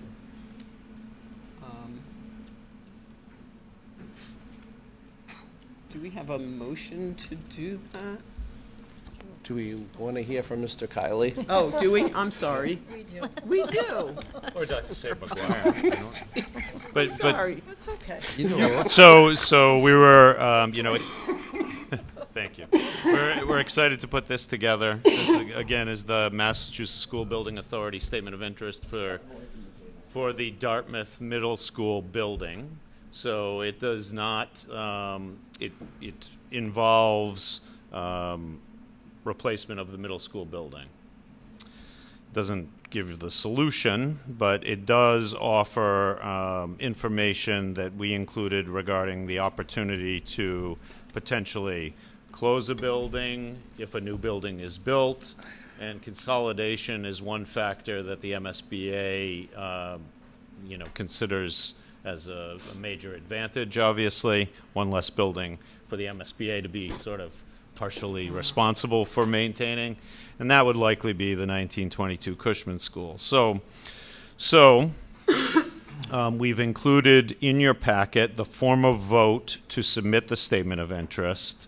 We have the statement of interest itself, and we have the closed school information if a project were undertaken. So we've explained that the Cushman School likely would be with a grade reconfiguration of schools possibly. But none of those things are decided at this point. Really, all we're pointing out to MSBA is that the building that they assessed when they came down in last year in 2025 as a building that was in need of major attention, which you can see the report online that the MSBA did of every building in the Commonwealth. This is our worst building, one of the worst buildings in the area in terms of overall condition. And it's nothing, it's nothing against the people who've been maintaining it. It's just it's time. It's time. Mm-hmm. It's got a lot of original equipment from the 1950s and 1960 when there was the first edition. So at any rate, I think it's important to submit this. I'd like to say, I saw Mr. Tattlebaum walking out, but I think the involvement of the long-range capital planning committee in this process has been great for the town, in that the word's out there, people are familiar with it. Dr. Saber McGuire and I did a tour for town officials of the middle school and high school that I think was a real eye-opener for people in understanding what we're living with there at the middle school, and it's not a modern educational environment for kids. So we're pointing that all out to MSBA. The form of vote here is very specific. It has to be read the way it's written. And I know it sounds ridiculous the way it's written, but it has to be read that way. So that's an MSBA requirement. So I appreciate your consideration. I'll answer any questions you have about it. Questions? Just really quickly, just timeline, what it's like. I know obviously it's going to be years, but like, what are we thinking? The first part of the timeline after submission, which we've spoken with the town administration. My understanding is that if you vote tonight, this would go to the select board at their next meeting on the 30th. Okay. If they approve it, it will get submitted by April 17th to the MSBA, and then it'll be in their pool for consideration that I don't believe they would make any judgments on until into the fall. Okay. And then at that point, we'd know whether we were one of the projects that were moving forward right away, and if not, we just reapply. So that's okay. And if we are one of the projects, there would be quite a bit of work obtaining funding for feasibility study, town meeting approvals. From town meeting, and then a series of other. It would take years to build the building. So if we vote tonight, essentially in the fall, sometime in the fall, we may. Yes. Okay. Thank you. Yep. You're welcome. Anything else, Mr. Nunes? No, I'm ready to do some reading, Madam Chair. Please. Resolved, having convened in an open meeting on March 23rd, 2026, prior to the SOI submission closing date, the School Committee of Dartmouth, in accordance with its charter, bylaws, and ordinances, has voted to authorize the superintendent to submit to the Massachusetts School Building Authority the statement of interest form dated March 20th, 2026, for the Dartmouth Middle School located at 366 Slocum Road, North Dartmouth, Mass. 02747, which describes and explains the following deficiencies and the priority categories for which an application may be submitted to the Massachusetts School Building Authority in the future.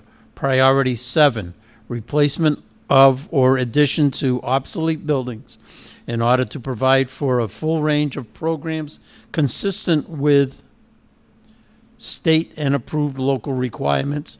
The Dartmouth Middle School building components and systems having surpassed their expected useful life and do not meet modern educational standards for a conducive learning environment, and hereby further specifically acknowledge that by submitting this statement of interest form, the Massachusetts School Building Authority in no way guarantees the acceptance or the approval of an application, the awarding of a grant, or any other funding commitment from the Massachusetts School Building Authority, or commits the town of Dartmouth to filing an application for funding with the Massachusetts School Building Authority. Do I hear a second? Second. Okay, motion by Mr. Noon, second by Mr. Oliver. All in favor? Aye. Aye. Any opposed? Unanimously passes. Thank you very much, Mr. Kiley, for your work. Thank you all. Thank We you, really Mr. appreciate Kiley. it. Dr. Saber-Maguire. Thank you. Thank you. And you're up. I'm up. All right, everybody take a collective deep breath. A lot of great discussion this evening. And so I'm just going to give a superintendent update and tell you all of the wonderful things that are happening across this amazing school district. So let's all just reconnect to the fact that there is so much great work happening across the district on a daily basis here. And so one of the things that we're highlighting this evening is that the district has been engaged in a special education program review at both the middle and high school levels. And while that might not seem exciting, what it is it's a good opportunity for us to look very closely at our special education practices, our systems, our structures, and Laurie and her team have been working together to collaborate with Case Collaborative, who they're an outside entity who come in and they do sort of like an audit of our school special ed services. They're doing classroom observations, they're interviewing staff, gathering feedback through surveys, and we'll be sharing all of that information with you once we get a final report. This is really our second program review this year. One was by DESE, if you remember, and again, that report is available publicly. And then this is an independent collaborative who comes in and gives us, again, it gives you an opportunity to have outside perspective come in and give you some feedback about what is and isn't working, and we will be sharing that with you in the very near future. We also have some exciting professional learning opportunities happening later actually pretty soon. Dartmouth High School is partnering with the Howard Hughes Medical Institute to hold a session for high school biology teachers on Saturday, March 28th, and this is the second time that Dartmouth has been able to offer this, and it's offered to the region from educators across the region. The focus of this session is on helping teachers to work with students to help them to understand that natural selection process through data analysis and modeling, and teachers will be using tracking tools to connect activities to student learning, identify opportunities for formative assessments, and strengthening their ability to monitor progress and make adjustments to instruction in real time. So this is exciting for us at Dartmouth High School. Mr. Oliver is well aware and has been involved with our students from our TV media program, who have been gaining valuable real-world experience through a collaborative process at Bourne High School. And this is under the leadership of Mr. Parati, and students have gone to Bourne to film various programs, work with students at Bourne High School. Mr. Oliver, if you want to just Yeah, I'll just say that I reached out, experiences. knowing Mr. Parati for all these years, and the the fabulous work that he does is that we were looking for some opportunities to collaborate with our students, and he was all open ears. And ultimately, him and his students worked together. They put together a quote. They are going to be billing us for billable hours, essentially making a donation to the Dartmouth community. The Dartmouth High School Media Program. We are also providing transportation, but students extremely well behaved. They had an opportunity. They had lunch with our students at Bourne High School, and they were around filming, doing some interviews. Great real world experience, and also exposing our students to. We don't have a media production program there, and our hopes is that we can, by exposing them to this kind of classwork, that we should be able to start one in the next couple of years. So, that's really yeah, exciting. thank you to Mr. Parati and Dartmouth High School. It seems like it's been very well received in Bourne as well, and I know, as you said, our students are getting quite a lot out of it. We also want to recognize our robotics team. I did have the opportunity to serve as a judge in one of their sort of mock competitions, and it's incredibly impressive to see what they can do with these little machines who learn how to play games. And this one, they had to, the robot had to, I guess, throw balls, different colored balls in a certain sequence. And it was really fun to watch and to see the excitement that our students have. And at the same time, I know that I am just completely amazed by what they know and what they know how to do. And hopefully one day I'll ask questions about the actual mechanics of what they've done, because it seems very complicated and it's impressive. But they did come in 20th and 21st out of 40 teams, and they have developed an original presentation. One of the things that I saw from the kids this past time that I've seen some progression is that they didn't, like, I have notes in front of me, they didn't have notes in front of them, and they were really, you could tell that they had truly internalized their learning, and they were able to explain and to be very articulate about what they had done in order to be able to develop these robots in a way that they could perform these tasks. So under budget and capital improvement and HR, you know, all the talk this evening about the last couple of years and cutting positions, I'll tell you one thing that I don't think, what I would hope not, but I know I, as a superintendent in any position I've ever had, ever has wanted to do is cut positions. But at the same time, what we do want to do is celebrate retirements, right? So we do have several upcoming retirements across the district, and again, grateful for the service of these individuals that they've dedicated their really entire careers, in some cases their adult lives. Their contributions have made a difference, and we, as we have started, and I think last year, we'll be recognizing them at a school committee meeting in June, and we'll be sending those invitations out soon. In terms of staffing, though, the majority of the retirements are at Dartmouth High School. We actually have 6 staff members retiring from Dartmouth High School. And if you, and I know you get our daily mail updates, so you've seen that there are posts that we're posting positions. We're glad to get an early start on it. We are advertising for biology, world language, and mathematics.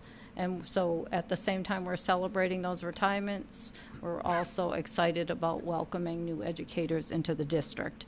Also at the Potter, we have 3 retirements. We have a math coach, a special educator, and an ESP. And we have a retirement at the Quinn school, and that's a kindergarten teacher. And as I think you're aware, at central office, our payroll person, Dale Borges, will be retiring after years of service here in the Dartmouth schools.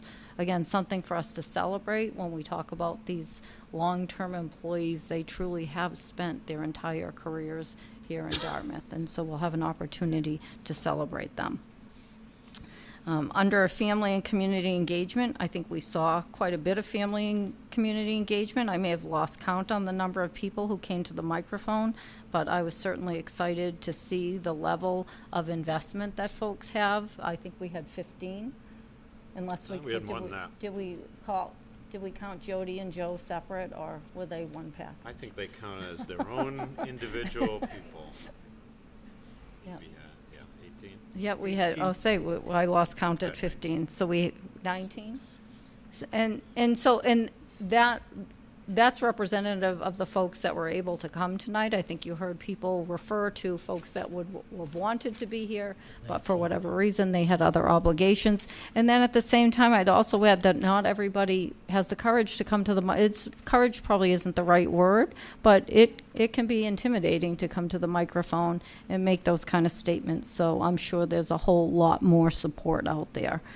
I'd also like to mention that I know you as a committee have had questions about Aspen and Parent Square, and in response, what we've done, we've taken a few steps, I think Jonathan and his team, to better support families. We've created and posted a how-to or how-to videos on our website under the For Families section to help guide families in accessing and using these tools, because that is an important tool and an access point for families to be able to check in on how their children are doing. And really, it's how they access student grades, parent messages, in addition to Parent Square. In addition, we are scheduling parent outreach sessions where families can receive hands-on support, they can ask questions, and become more comfortable navigating our district communication systems, because our goal is always to make sure that our families feel informed, connected, and we want them to be confident using the systems. And really, there is help at, we want them to recognize that there is help for them if they're getting stuck in any way. Finally, I would just update you on our ongoing safety work. The district safety response team met on March 13th, and they're continuing to develop staff and student training for our new response protocol, which is Run, Hide, Fight. This team is focused on ensuring that our approach is thoughtful, that it's age appropriate and aligned with best practices. The next meeting is scheduled for March 27th, and we'll continue to keep you updated on this progress. So I thank Kim Redlawn for leading this team, and I think we've come a long way in a really short time. So that's my report. Thank you so much. Thank you. Thank you. Thank you. Thank you. Appreciate it. Thank you. I don't have much to report, but I appreciated this meeting, and Good job. certainly work to be done. Mr. Nunes, do you have anything to add to this? Two quick things, Madam Chair, thank you. Our color guard was in Bethlehem, Pennsylvania for WGI Regionals this weekend. They ended up in sixth place with a score of 87.13. I watched both the performances on flow marching, and boy, they were spot on. And so for 9 students, they did a heck of a job, and they really did well. And they got back to the middle school just after 11 o'clock last night, and they were excited but tired. So, but they did well. Our percussion was in New Bedford High on Saturday, and they came in 3rd. Again, they had a great show there. So, in the next couple of weeks, 3 weeks, we've got NSBA finals coming up for both of them. So hopefully the good stuff will continue. That's all I have. Thank you. Anybody else? We're all good? All right. So our next regular meeting of the school committee is scheduled for Monday, April 13th, 2026 at 6 p.m. in the Dartmouth High School Library Media Center right here. And we will be in touch about a special meeting, Zoom meeting in the interim. And I am now looking for a motion to adjourn to executive session to conduct grievance hearing pursuant to the collective bargaining agreement between the Dartmouth High School Committee and the Dartmouth Educators Association. Madam Chair, make a motion, we adjourn to executive session for purposes of grievance and not return to open session. Second. Motion by Mr. Nunes, second by Ms. Amaral. Roll call. Roll call. John Nunes? Yes. Chris Oliver? Yes. Kathleen Amaral? Yes. Mary Beckwith? Yes. Jess Coughlin? Yes. Thank you all. That would be unanimous. Thank you all for coming.